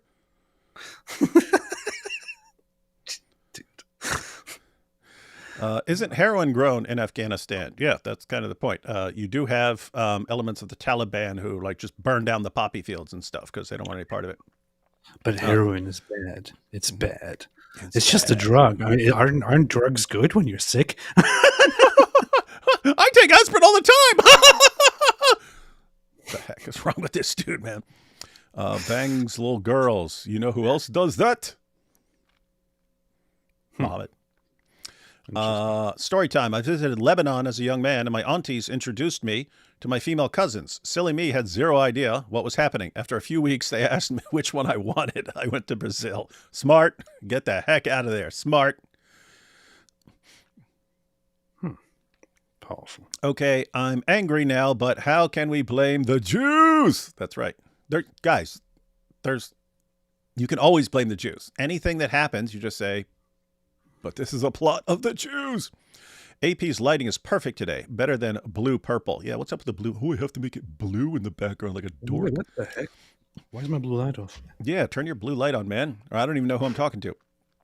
Tucker would condemn Sharia if it banned nicotine. He does so much nicotine, I'm sure it contributed to his psychosis. That would be funny if he got his insanity is the result of years of nicotine poisoning or something. Serious question. You guys have a plan if G. Howder's unalive? One of you, D-Wood, AP, IP, God Logic, Hatun, Scorched Earth, Quran Barbecue, Mohamzut, Expo. Yeah, we've got things. It's understood that we're going to dial things up if they take someone out. There are also other plans that shall remain. You won't know them unless something happens. Sharia 101, light beatings, lying, conquering. Yeah, light beatings. Can beat her till her skin turns green. Whoa, oh no, my skin's green. Why am I supposed to care about you not getting a PhD in feminist studies? How long will it be before Tucker Carlson starts selling dawah arguments against Christianity? Yep, probably right around the corner. If we change Tucker's rate to 50 shekels per post, he'll go back to hating Islam. Yeah, no, it's got to be more than 50 shekels. That's not a lot. For sale to discerning Muslim husband. E4 Mafia will trade LS1 V8 crate motor. Oops, this was a super sticker. Thank you, though. I would believe Tucker care about America, and he is not. And he is not, as only when he will start to criticize Islam, talk about Dearborn, and laugh like a nut.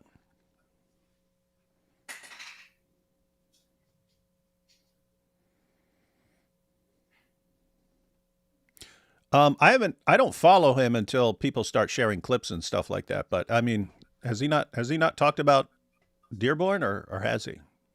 I haven't seen enough. Hi, U.S. Army vet here. Never went to Afghanistan, but I've heard all the stories from those who have. The Taliban will never not be my enemy. Yeah, I mean, you're talking about some seriously evil stuff. Some, like, horrifyingly bad treatment of women and anyone who disagrees with them. And you've got Tucker Carlson mocking anyone who thinks it's a problem. Someone should explain Bakabazi to Tucker. Well, who doesn't love kids? Everyone loves kids. The Emiratis have completely muzzled Sharia in their legal code. It's restricted to family law. In UAE, if you're in front of a Qadi, it's voluntary. But they still have some problems. 4-to-6 ratio for adultery, 2-to-1 ratio on other matters. I believe Tucker's being paid off by the Saudis. He's definitely, I mean, I've got a clip of him in Saudi Arabia here with Piers. Tucker's favorite Stevie Wonder song, Sharia More. Oh, Mia Moore, yeah. Tucker reminds me of the biblical quote, "What is a man profited if he shall gain the whole world and lose his own soul?" Yeah, guys, that's sort of my... You can disagree with me on all kinds of things. I don't have a problem. It never crosses my mind that everyone has to agree with me on all kinds of topics. Like, who am I? Who am I? I know about a couple things, so I'm sure I'm wrong about all kinds of things. It doesn't occur to me that you're disagreeing with me on something, therefore you're the one with the problem. But the stuff that Tucker is getting wrong is like really, really seriously bad stuff here. I don't work for Qatar. Okay, so it's Qatar then. Oh, by the way, everyone, yeah, who doesn't work for Qatar has to constantly say, "Oh, by the way, I don't work for Qatar. Hey, just so y'all know, I don't work for Qatar.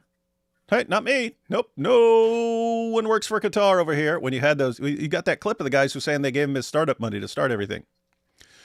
Religious Jews actually do bow and prostrate themselves on the high holidays, but Greenwald and Carlson are ignorant about Judaism. How could you think these guys are ignorant about anything?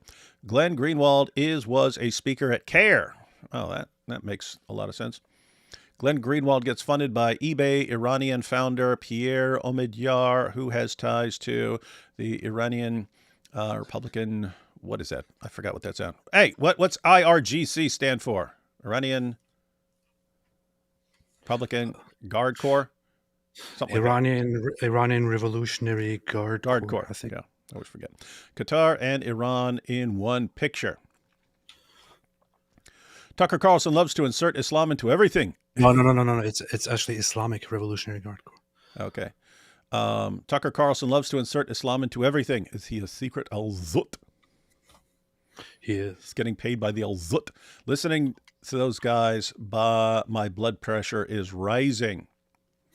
Oh, Sharia law. This guy's worried about Sharia law. Doesn't understand how right Tucker is about nothing. I don't work for Qatar. I'm not a secret shill. The mouth speaks what the heart is full of. Luke 6:45.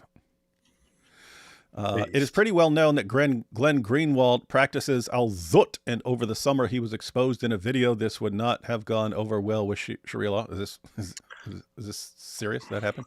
Something like that happened? There is. He was photos of him were shared where he was in a very indecent state in a gay situation. The gay no wonder he likes Islam. The gay anti-Zionist Jew gets funded by Pierre Omidyar, the founder of eBay, has contacts. Yeah, someone else just pointed that out. AP, we need more screen time of AP equals apostate puppy. Oh, yeah. I should. Puppy. Well, because I moved to a new place. So at the other place, I wouldn't have my dog around me or with me. But because I moved to a new place now, he's always here. So your dog is stupid, man. He is. No, he's awesome, man. No, he would see me every day and still bark at me every single day. But it's only with you, when somebody else comes, he's like, after spending 5 minutes with him, he's like totally friendly. But with you, it's like, 55% comments on Tucker, 45% about AP's dog, apostate pooch. Just saw a video from 6 years ago where D Wood told everyone to vote for Mike Winger in the Apologetics March Madness. This is the proof. Yeah, right. People are joking. Keep doing the laugh. We should just do the Tucker laugh the entire time. Romans 5:8. We got Romans 5:8. We got to end on this good note. This show will not end on many good notes. The only Islamic debater I've respected is Dr. Ali. That should be Ali.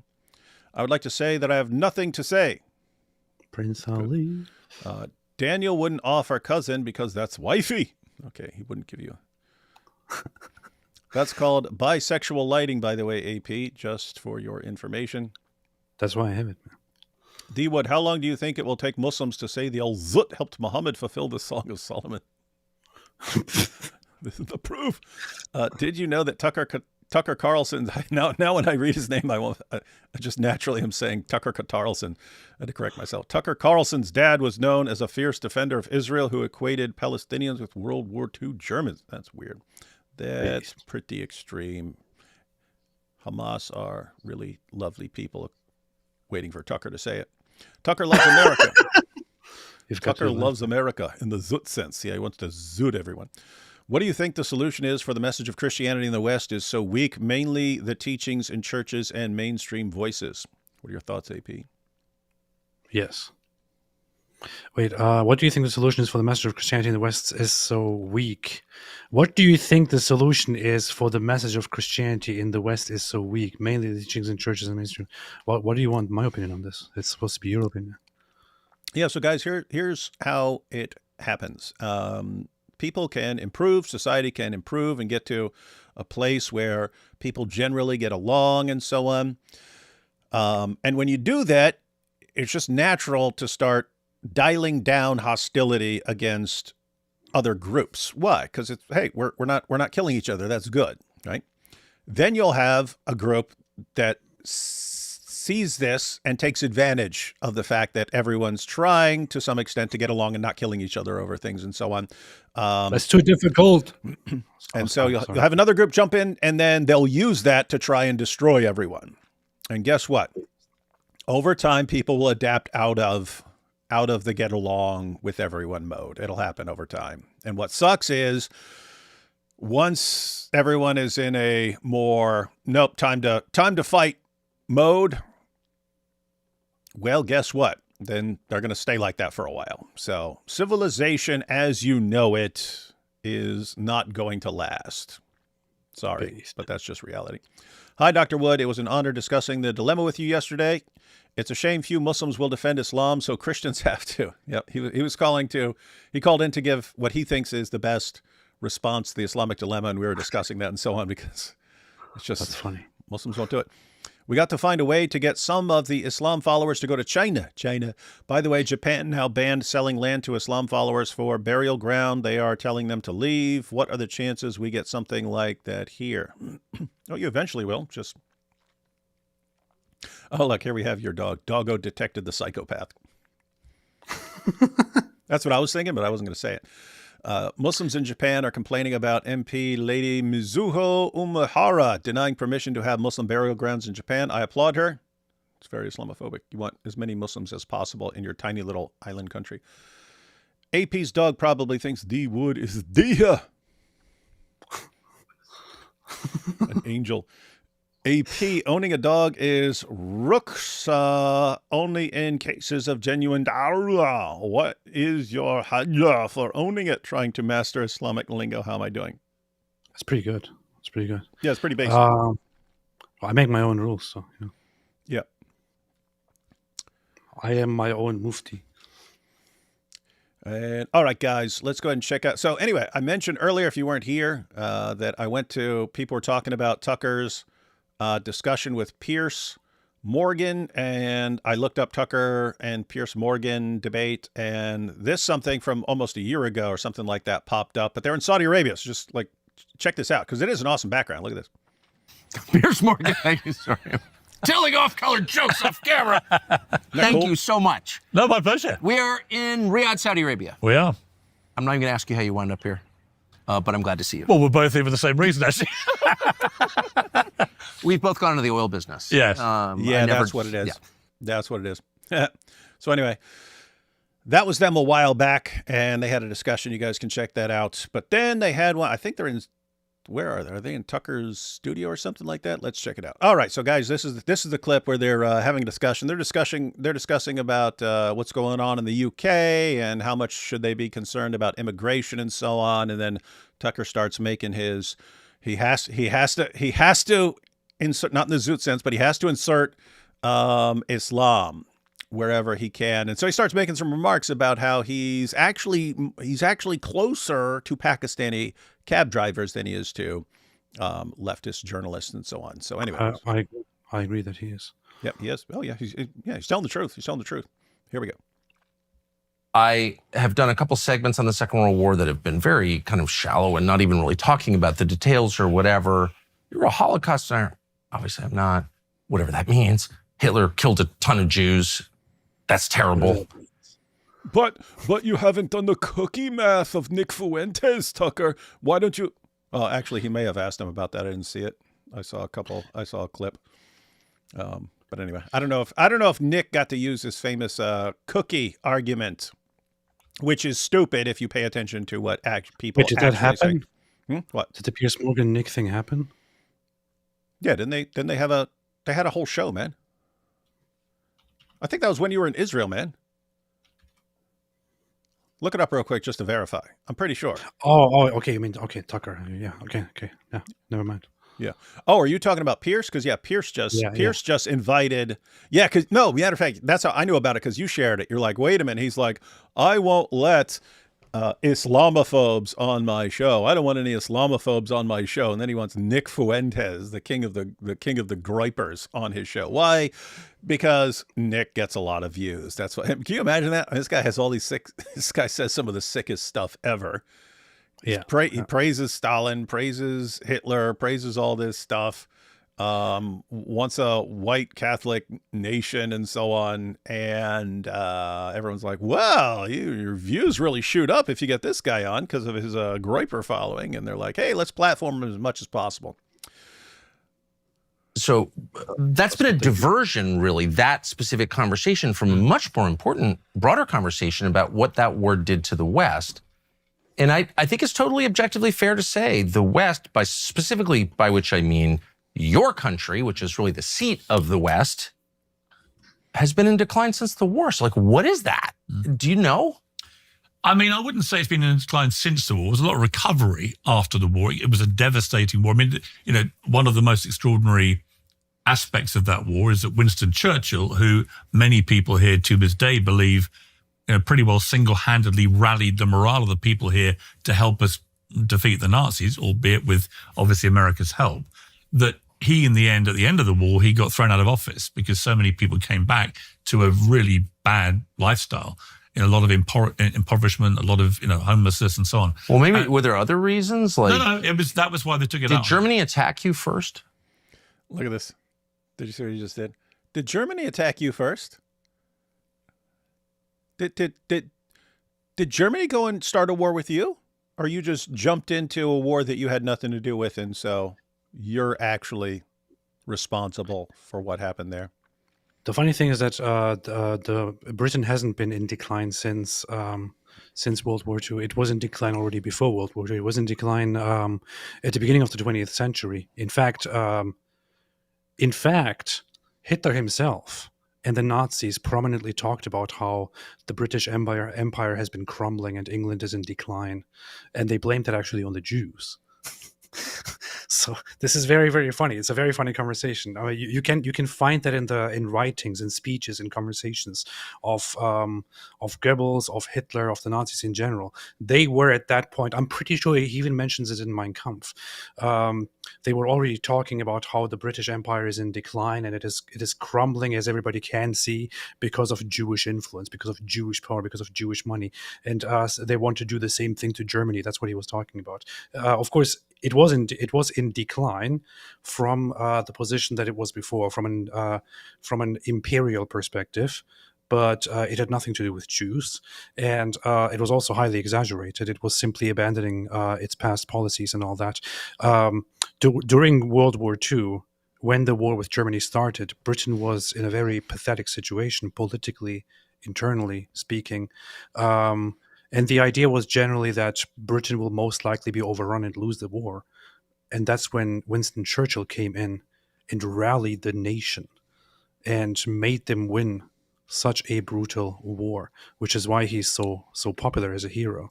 But this thing did didn't Germany start- attack them? Did Germany go and did Germany bomb Winston Churchill? Actually, technically, it is considered an aggression by Germany because, so this is very funny. That's where you talk about the nuances. You will say Britain is the side that declared the war, but Germany deliberately provoked the war by forcing Britain to interfere into a war, because Britain and France had binding agreements in place regarding Poland and other nations that would require Britain and France, for example, to jump in a war, in a defensive war, to defend Poland and other nations against German aggression. Hitler was actually very, very clear on that, and that was the plan. That was literally Hitler's plan. So he wanted it. He wanted them to jump in and to fight against Germany, and he was convinced that he would defeat England. Groiper detected. Groiper alert. Groiper alert. Groiper alert. Is that what happened? What do you mean? Did they attack you? Did Germany attack Britain? Is that how you got into a war with Germany? Germany attacked Poland. Oh, but not the UK. But not No. the UK. Okay. That But detail does get lost. they wanted So to you take- voluntarily joined the war. Yes. Okay. Yeah. Remember? All we want is this little bit of thing right here. This little tiny bit of land over here. Oh, that's all you want. Okay, yeah, we'll let him have that. So this Actually, is I want Poland now. Okay, he's trying to take over the entire thing. Now we're on to him. Shame This is on the us dumb- for. This is the dumb thing about Piers Morgan. He doesn't know how to. He gets baited and he falls for it every single time. At that point, he should have jumped in and said, "No, that's not how it works. We didn't voluntarily attack. We didn't voluntarily join the war. That's not how it works."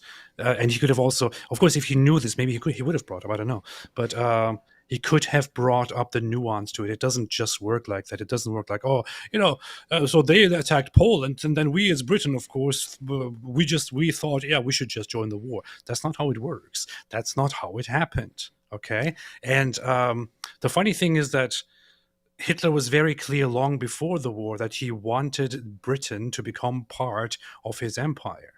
If you have a guy aggressively taking country by country by country, violating agreements that he makes with you, that they make with you, and then knowing that this other nation is under your protection and you are forced to jump in, and they attack that nation anyway, you should probably fight them, right? That would be the honorable, noble, actually traditional, right way to go about doing things. That would be the diplomatic position. If England had not joined the war, England would have actually betrayed its own values and its own agreements and its own commitments. Right. And its own I'm pride. not defending Hitler, of course, but Of course, I always Oh, have to. yeah, I don't work for Qatar, and I don't work. I'm not affirming Hitler. It's just like, wouldn't it be way better if he won? it's just a fact that you weren't attacked. So when you say that Churchill saved Britain, well, Britain got into the war voluntarily. Think of the short term, guys. Sometimes you can. People make it very clear what their intentions are because they write about it and talk about it, and they start taking things over, and you realize these guys are trying to take over the whole shebang. I can either wait until they're so massive that I can't possibly do anything about it, and then I'm going to lose, or I can jump in now before they're so powerful that I can't hope to win.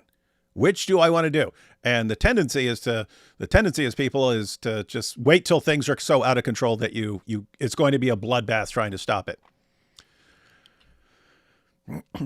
Well, not voluntarily. One of our neighbouring European countries was attacked, and it was quite clear that Adolf Hitler and the Nazis wanted to take over Europe. This was an existential threat to Europe and therefore to the UK. So you're arguing that he would have come for the UK? 100%. Even though I think it's very naive. your politicians and there's like not one person who was saying that in. Oh wait, yeah. The guy who made an alliance with the Soviet Union and then broke the alliance and attacked the Soviet Union. Yeah. that's definitely a guy you can trust completely when, hey, I don't want to fight you. I don't want to fight you. No, we're good. No, we're good with you. Just mind your own business. We'll take over everything else. And then you'll just be fine. We'll leave you there forever, and we won't conquer you at all because we don't want everything. So even not just with the Soviet Union, but even directly with Britain, Britain jumped in when Germany occupied Czechoslovakia and made a deal with Hitler that where Hitler basically very, very much agreed that he is going to abstain from further invasions if he accepts this deal. And Hitler then later on immediately betrayed the deal, violated the deal, and continued with his conquests. So he directly defied any agreement that he made with Britain as well. And the funny thing is, so this is why Piers is not the person who should be talking about this. He directly in Mein Kampf talked about mentions that he has to. That Germans have to eventually take over France, and that also regarding England, that England has to accept Germany's role as the leading and only power in Europe, and if they do not accept this, then they have to eventually end up facing each other in a conflict. This is what Hitler himself said, and he also over the years, as he took power, repeatedly said that it is inevitable that England would become part of the German empire, of the German influence. So it was very clear that he would eventually either try to diplomatically subjugate or directly attack and take over England. This wasn't just a guessing game. He made that very clear. And it's just weird. It's another situation where you shouldn't take him seriously, right? You shouldn't take this guy seriously. Shouldn't take this guy over there seriously. Hey, he's invading here and invading here, but he's not invading you yet. I mean, he says that's the plan. You're gonna get on board with him one way or another, whether you like it or not. But the idea that you should stop him before he can actually do it. What's wrong with you? What's wrong with you guys? Wanted to get down to one particular super chat here because it's an important comment. Let's see. Qatar provides Zutman to Greenwald. Uh-oh. AP can't confirm if that's a dog or a girlfriend. It's a dog. I met that dog. Who's better, Piers or Tucker? Piers. Yep, definitely Piers. What is that? What is that is to Tucker what you see is to Dawagandis. Yeah, they go, you see? What is that? And Tucker goes, what is that? Hashtag Turkey is Greek. Is that true, AP? Yes. Okay, here's a comment I wanted to get to. After losing World War I, guys, keep in mind, the Germans here, they had just fought this big war that led to millions of deaths. After losing World War I, the Germans were under strict obligations to limit military, Treaty of Versailles, and the Nazis violated it, and the Brits and the French were supposed to enforce it, but Chamberlain was picking his nose. That's true. But that's a very nuanced conversation, and that's actually one of those things where that the Nazis appealed to emotions and used as a good excuse to do their expansionism and their war.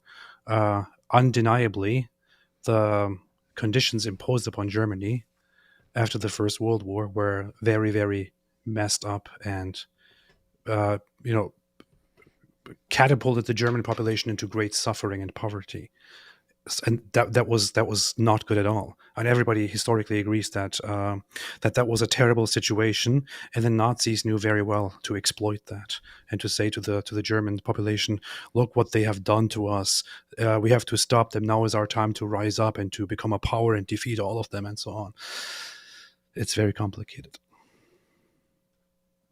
1939-40. Well, no, Neville Chamberlain wasn't, because he totally misread what was going on.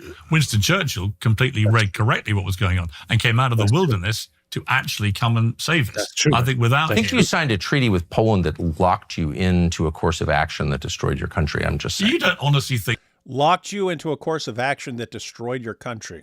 That's the British involvement in World War II. It was you stupid idiots. You destroyed your country by fighting the Germans. But I'm not affirming Hitler. I'm not affirming Hitler. I'm just should have let him take over the world. It didn't destroy the country, man. The Nazis did a great deal of destruction to London and to Britain. because they quickly seized air superiority, which is why the British population thought we're losing this war. Oh yeah, they bombed But- the crap out of them, man. Yeah. But the thing is, it's so funny because just a few seconds earlier he was saying, "Oh, so you went into it voluntarily," and now he says, "So you had a signed agreement that forced you into it." Oh, which destroyed okay. your country. Shame on you for Okay. making that agreement with Poland. So they didn't go in voluntarily. Mhm. So they had to go in. They were required, right? Yeah. The Nazis would have stopped at Poland. I have no idea. I'm just Yes, saying. you do, Duncan. Come on. I'm just going by what contemporaneous sources said. Mm. I have no idea. Hitler invaded Russia, so obviously that's Oh, you know that. deranged and Yeah. incredibly destructive. So I don't know is the truth. He was focused on communism. No one doubts that. This was not a communist country. But I'm just saying Britain voluntarily joined the war. It was a war that you were not involved in and you got in. But my question is, why did it destroy Britain? I don't understand. As the victor Well, nation. it didn't destroy Britain. Well, look, have this look discussion. outside. Look outside. We're in the city of London. Hang on. Look, Tucker seems to have this idea, and it's completely deranged, and you wonder how he can have this idea. It's Hang on. if you had if Germany had won, then this would all be different, and you wouldn't be facing these problems right now. But you did fight Germany, and you won. But defeating Germany didn't lead to all this. And any problems that are in Great Britain right now, that's the result of some bad ideas that are not because you defeated the Germans. This is actually a Nazi talk. They're different. They're different things, guys. They're different things. It's like This is actually a Nazi talking point. People should be aware of this, but this is a popular Nazi talking point, and he adopted that talking point, which really raises a lot of questions about what in the world Tucker Carlson is doing and what he's trying to do. The whole idea that that Britain fought on the wrong side, they fought this war, but then it all just became worse because look outside and all that. This is a typical Nazi talking point, and it's completely nonsensical. There is no logical, there is no coherence to it at all. They can point at what exactly Britain was not going to do, how it was not going down the drain, and how the Second World War caused it to go down the drain. But they will somehow present World War II and England's involvement in the Second World War as a cause for England's downfall today, and will therefore say the Nazis weren't actually the bad guys. We fought the bad guys, and they destroyed, and we got destroyed as a result. This is a Nazi talking point. So basically, guys, you can say anyone did anything, and then anything that happened after that, you could say, oh, it's because of that. And it's like, how is it because of that?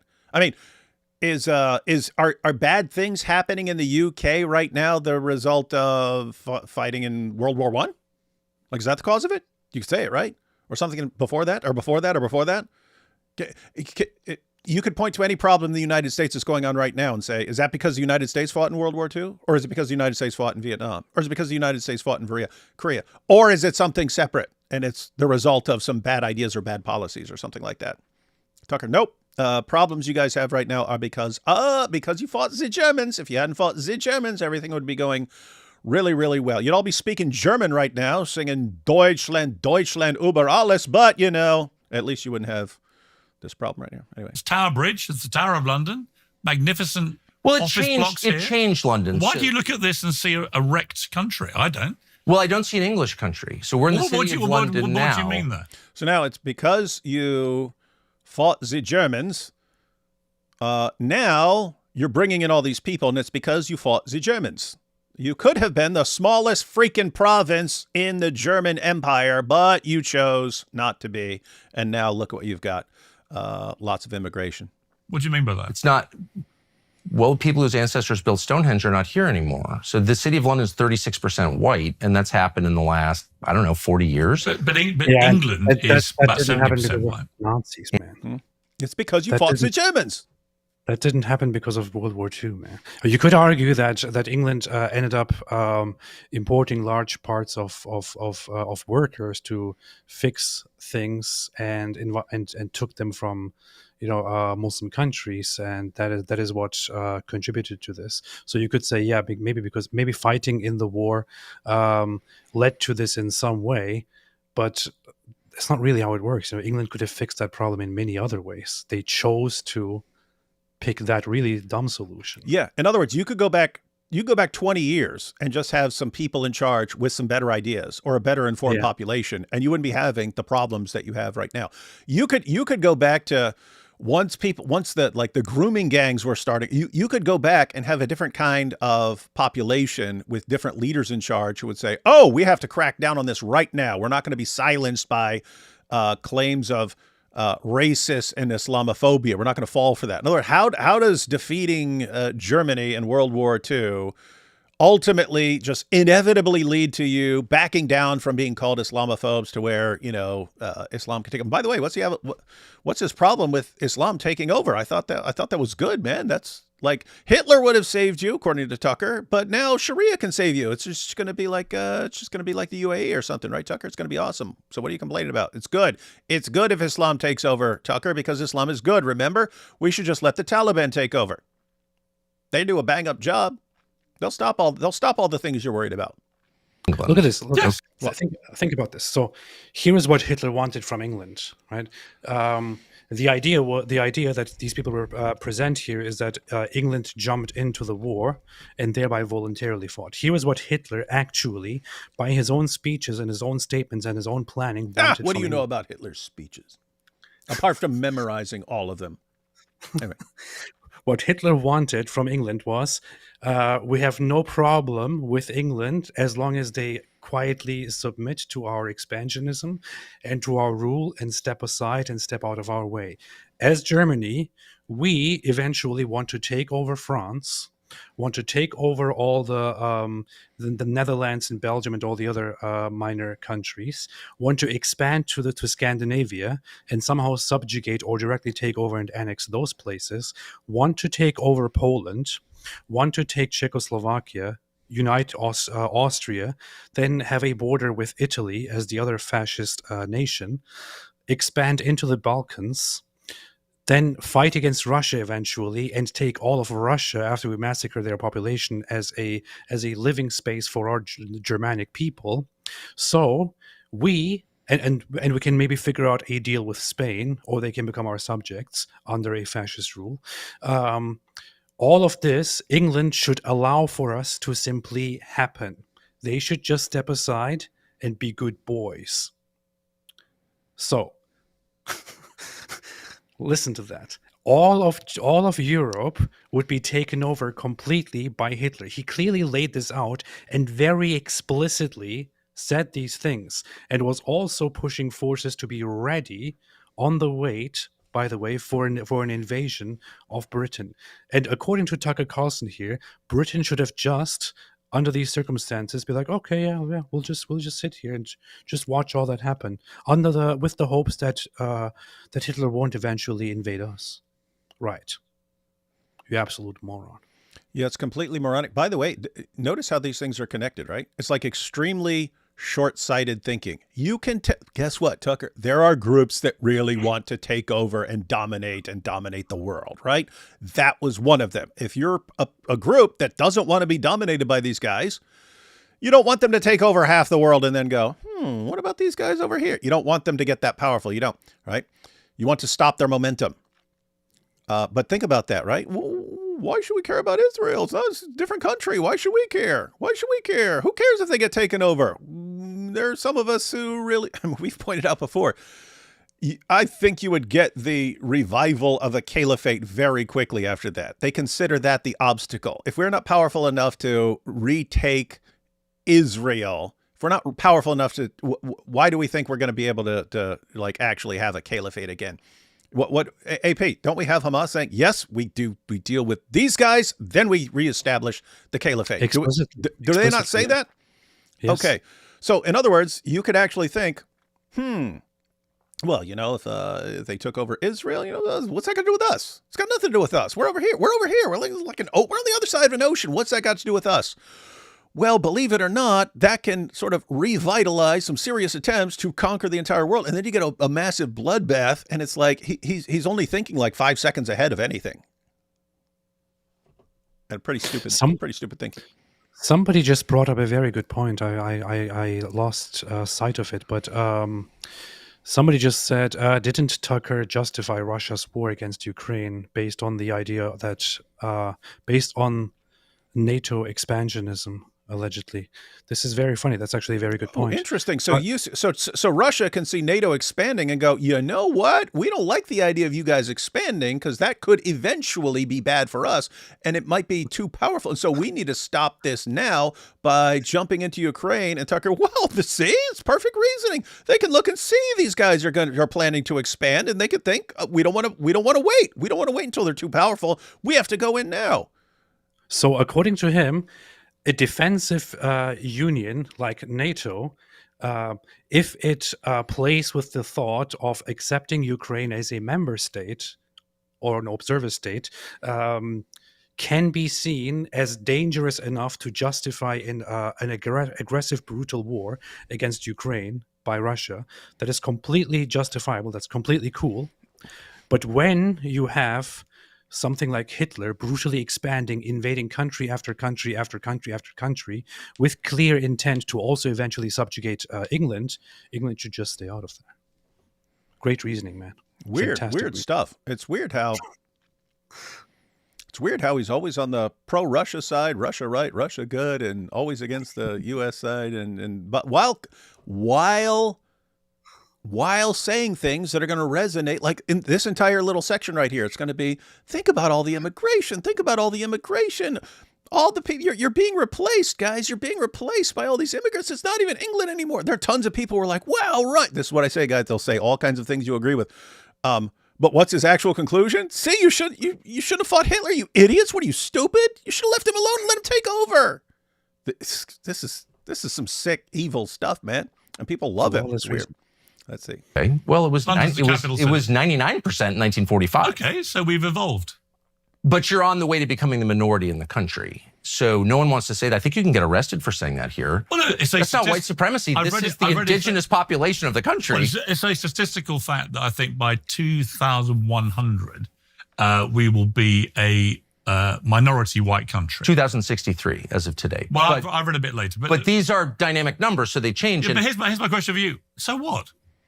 Well, let me refer to the beginning of our conversation when you said that the people who live in a...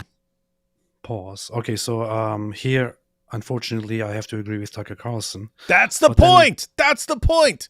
And so will tons of people in the UK, and they'll go, Tucker's right, Tucker's right, Tucker's right. And what's the conclusion?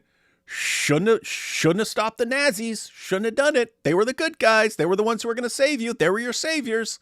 That's his conclusion. But you'll have people, wow, great point, great point. And this is the same guy, Sharia's great, Sharia's good, man. Everything except you guys. Everything's great.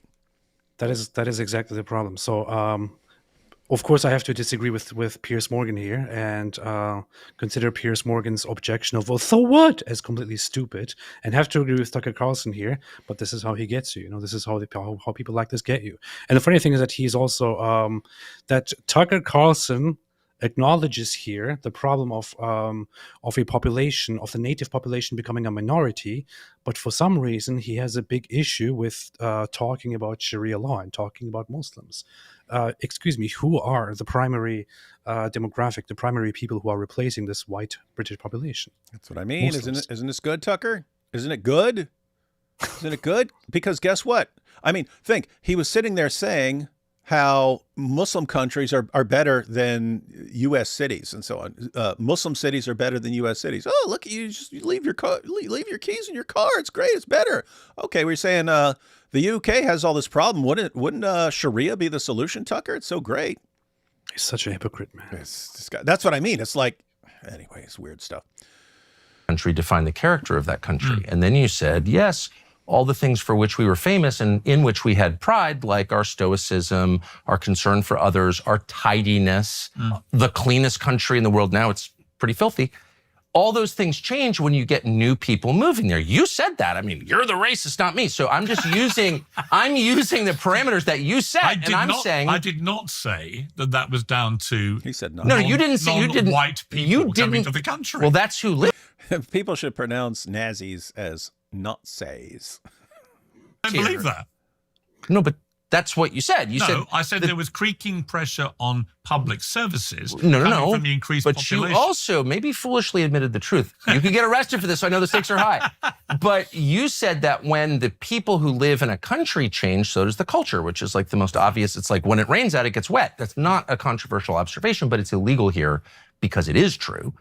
And my only point is not against, I've already said, I like the Bangladeshis better than I like the liberal whites in your country. A lot more. They've never yelled at me. Catch that? That's how he decides he likes them more. They don't yell at him like the way journalists do, and journalists attack Tucker Carlson, but Bangladeshis aren't saying anything about why. Well, he's going around defending Sharia. I don't know if anyone has noticed. They love him. When he posts a comment like that, it tons of Muslims. Wow, Tucker's heart is changing. Alhamdulillah, he will convert soon. Oh my goodness. And he's like, wow, these guys really like me. Well, I like them. I like the Pakistanis and the Bangladeshis. They're on my side. It's these other guys who disagree with me and say mean things to me. So he doesn't have a problem with the white population being replaced by Bangladeshis, for example, does he? As long as he's on their side. They're replacing white liberals, so apparently just white people. He doesn't have a problem with it. Okay, well, then why is he acting like he has a problem with it? That's what. There's no coherent position here. He doesn't have a coherent position. He'll say a bunch of stuff that is appealing to some group, and then like add in some really, really screwed up ideas that are always like. Pro-Russia, pro-Nazi, pro-Islam, pro-Sharia and stuff. But he's saying all these things that people agree with, and they fall for it, man. Hey, it's Nazi, man, not Nazi. Nazi. You're right. Nazi. It's Nazi. Cotton Hill and King of the Hills called him Nazis, so I'm calling him Nazis. Saying the things he killed 50 men. Nazi. So I'm not arguing. Why are you doing that, man? They'll put the freaking child block on here if you say it enough. Made Britain. England. Is there still an England? I have no idea. Those are going away because there are different people living here. And if you think that those are good things in the same way that the Swedes or the Chinese or the people in Burundi and Chad, they like their culture. It's their ancestors' culture. And now it's gone. And like, why can't we say that's bad? Well, because you may think it's bad. It's good? I love living in a very multicultural But you're rich. I mean, you're rich. And you go. Good yeah, point. I'm sure that Piers Morgan loves living in a very multicultural culture when he just lives in some very nice neighborhood there and not among the actual people. That's true, and it's the same with the politicians. They have all these rich politicians who are we can bring in as many Muslims from Afghanistan and Pakistan as possible. It's all great. We don't see any problem because you don't live around them at all. You're not the blonde-haired white girl who walks out and gets endlessly harassed and can't even walk to the train station anymore. Yeah. You don't have to deal with it. And same thing with Piers here. Gosh, man, Tucker's right. He must be right about everything. Sharia, good. That's how it works, guys. The white parts of London, they're exactly the same as they were when I was a child. I've been coming here for 50 years. They're exactly the same. The neighborhood I'm saying is exactly the Which same. do you think is a white part of London? I'm not going to tell you. Well, that's a little test for you. Which area of London do you think is white? The one I'm staying in right now. The one where my relatives live. I thought you liked the Bangladeshis and Pakistanis, Tucker. The good ones are white. Do you see? Do you see this? I feel more at home with the Pakistanis and the Bangladeshis. I'm on their side. I'm close to them than I am these white liberals. Where are you staying? In the white liberal part. Gosh. But it's Where? I'm not going to say. No, you don't want to say because you know that I'll immediately say, "Come on, there's loads of non-white people living there. There's no." By the way, I'm not against non-whites. There's no exclusively white area. Okay. I am not now, nor have I ever been. And let me just restate, I think I have a lot more in common with the Pakistani cab driver than I do with the average Guardian staffer who's white. I agree. Yeah, you both like Sharia. Yeah. You're both big fans of Sharia. But here's the thing, Tucker, that the average Guardian staffer loves Islam too. What are you disagreeing with them about? No, because they criticize you? You're all on the same page when it comes to Sharia. You love it. The Guardian writer loves it. and the Pakistani cab driver loves it. You guys all love it. You all love it. I don't know what you're complaining about here. But you're inferring that the more I'm not inferring anything. Well, you're referring the more multicultural that Britain has become in terms of other ethnicities coming to live here, then the worse it's got. And I'm saying those two things, I'm saying in my view, are not automatically linked. And I agree. There are lots of white people who behave very badly in this country. Well, I've met them, and they yell at me. So yes, the white people. They yell at me. They yell at me. They say, "Hey, Tucker, you say stupid things. Stop defending Hitler." I can't stand it, man. I can't stand it. But the Pakistani cab driver, he's like, "Hey, you're a very good guy. You're a very good guy. Oh, look, 12-year-old girl. I wonder if I can take her to a kebab shop." I just for the fifth time, I have more in common with the sincerely religious Pakistani cab driver than I do with anyone who believes in Sharia and believes in conquering you. Who works at the Times of London. That is just a fact. I don't like those people. I don't want to eat with them. And they're white. So all true. All I'm saying is the qualities that made Britain the greatest country in the world were linked directly to the people who live here.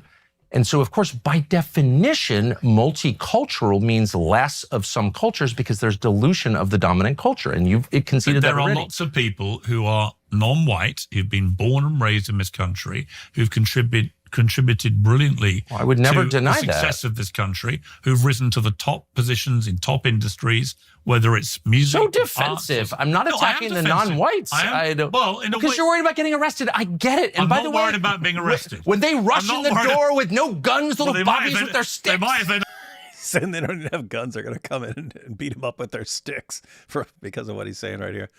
All right, guys. I think we've seen enough. That clip goes on and stuff, but yeah, I just wanted to get to the part where he's saying he has more in common with the devoutly religious Pakistani cab driver. He probably has more in common with the Zoot too. Yeah, ask the tens of thousands of victims of the grooming gangs how much they like the Pakistani cab drivers. I just remember when reading the stories over and over again. Oh, drag me into a cab, grab me in a cab. Oh, pick me up in a cab, then drag me out there, and then took me to this house where I was gang. Anyway, good stuff, man. Good stuff. My fellow Canadians an ocean away don't consider us joining the war as voluntary either. It's called helping allies when they're being attacked. It's not rocket science. That's how I view it, right? You got some guy, and you screwing with my friends, man? Huh? I got friends in Poland. You think you're going to go conquer them? Not on my watch. Not on my watch. The funny thing is that I've encountered during these conversations people who also accuse America of voluntarily jumping into the war and all that, when America was directly attacked during the Second World War and then eventually jumped into the war. I mean, America basically was waiting for an opportunity to jump into the war, but still they did get attacked directly by Japan and then eventually did jump into it, which, by the way, was also Hitler's greatest fear. And well, he got it. Mess around, find out. Imagine being a Gentile worried about the ruling of the Council of Jerusalem in 50 AD. Y'all think Tucker is bad. What if you had to chop the tip off?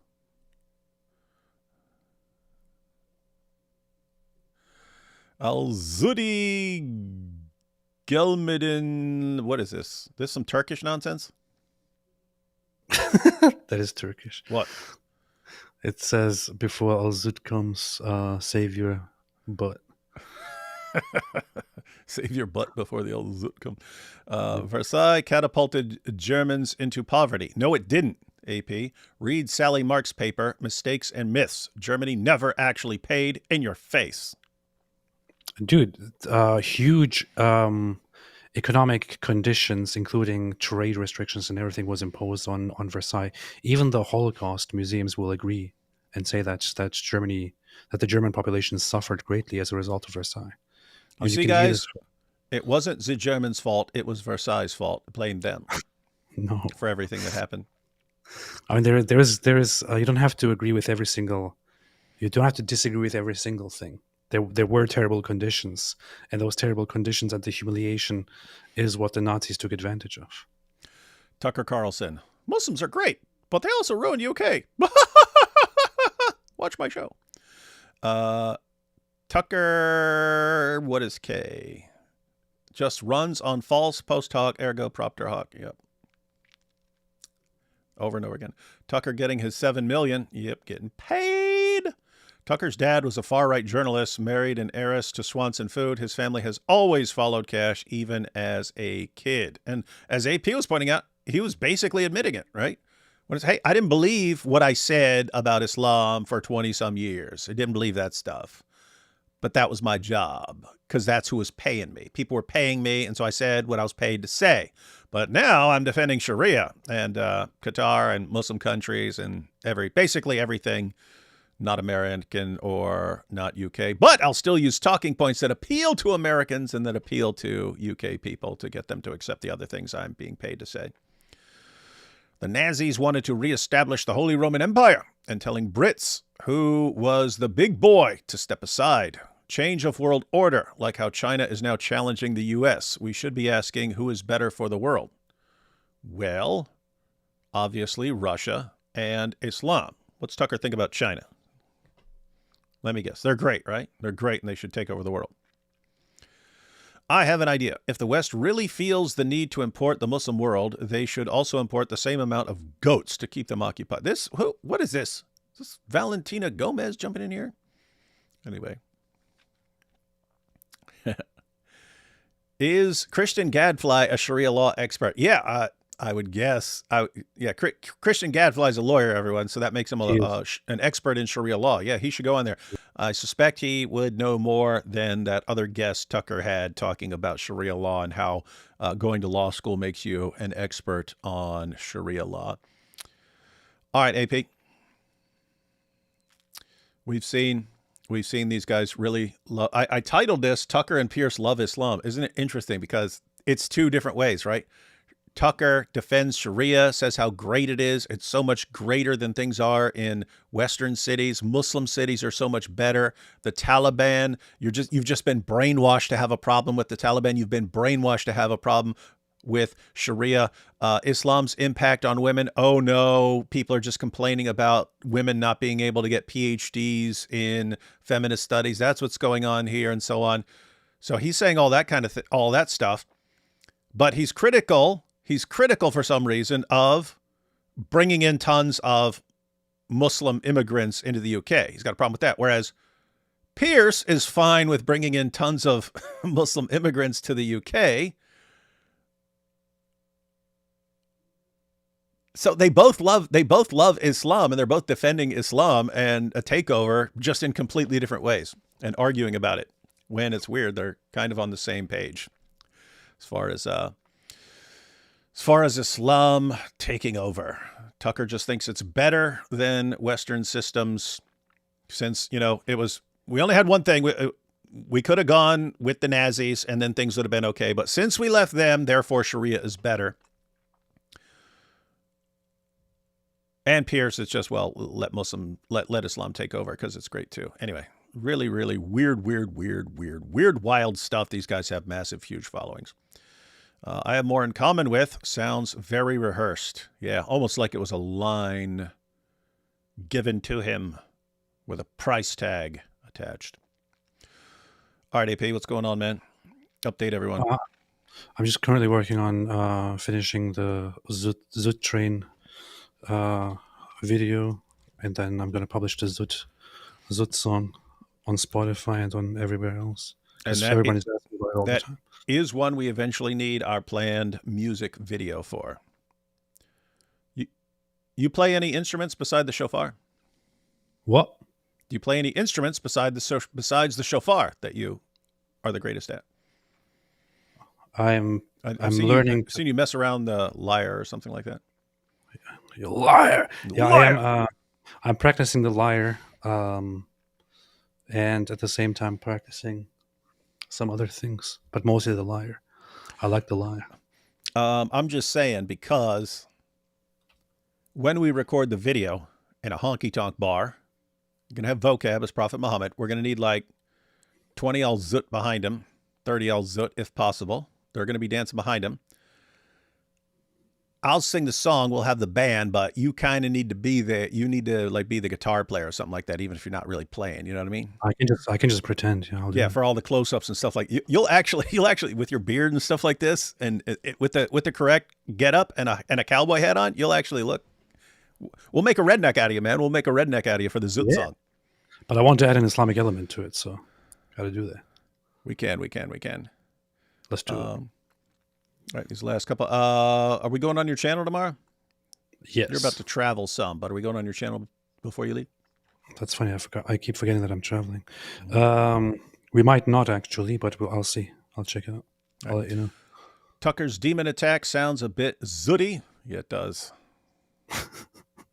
Yep. Yeah, I'm just sitting in bed, and the 30 demons showed up.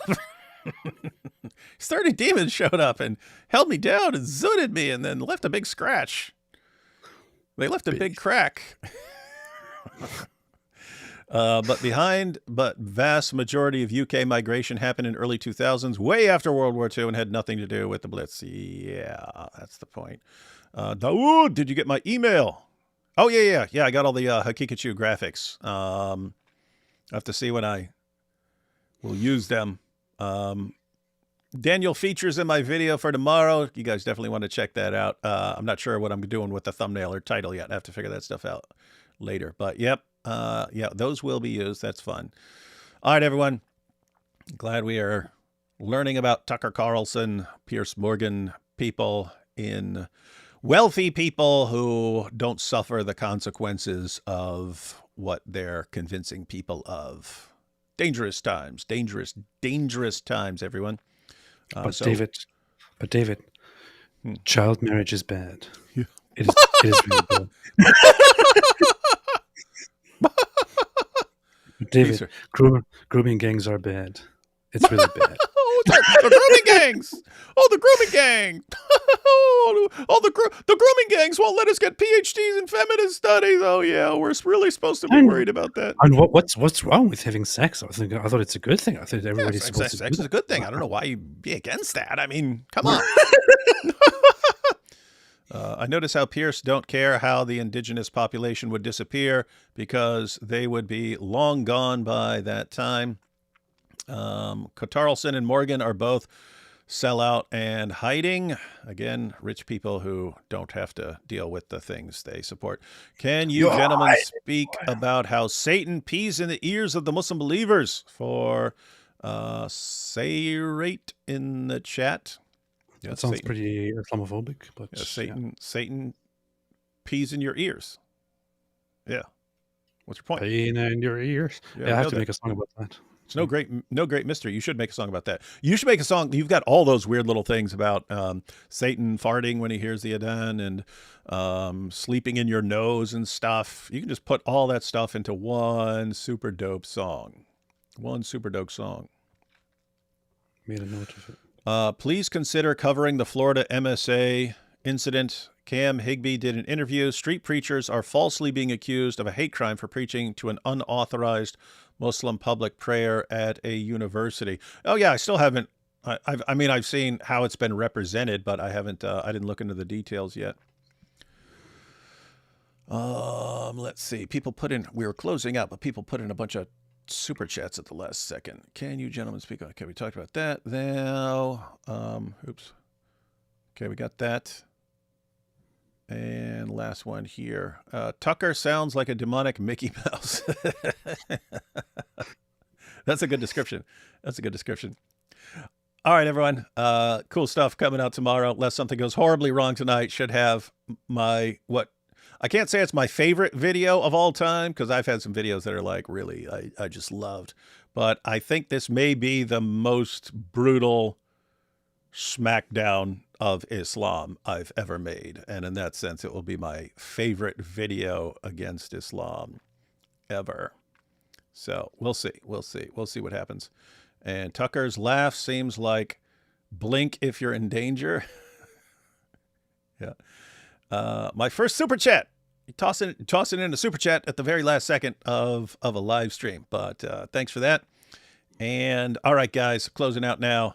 We will catch you all soon. Fun times Inshallah. ahead.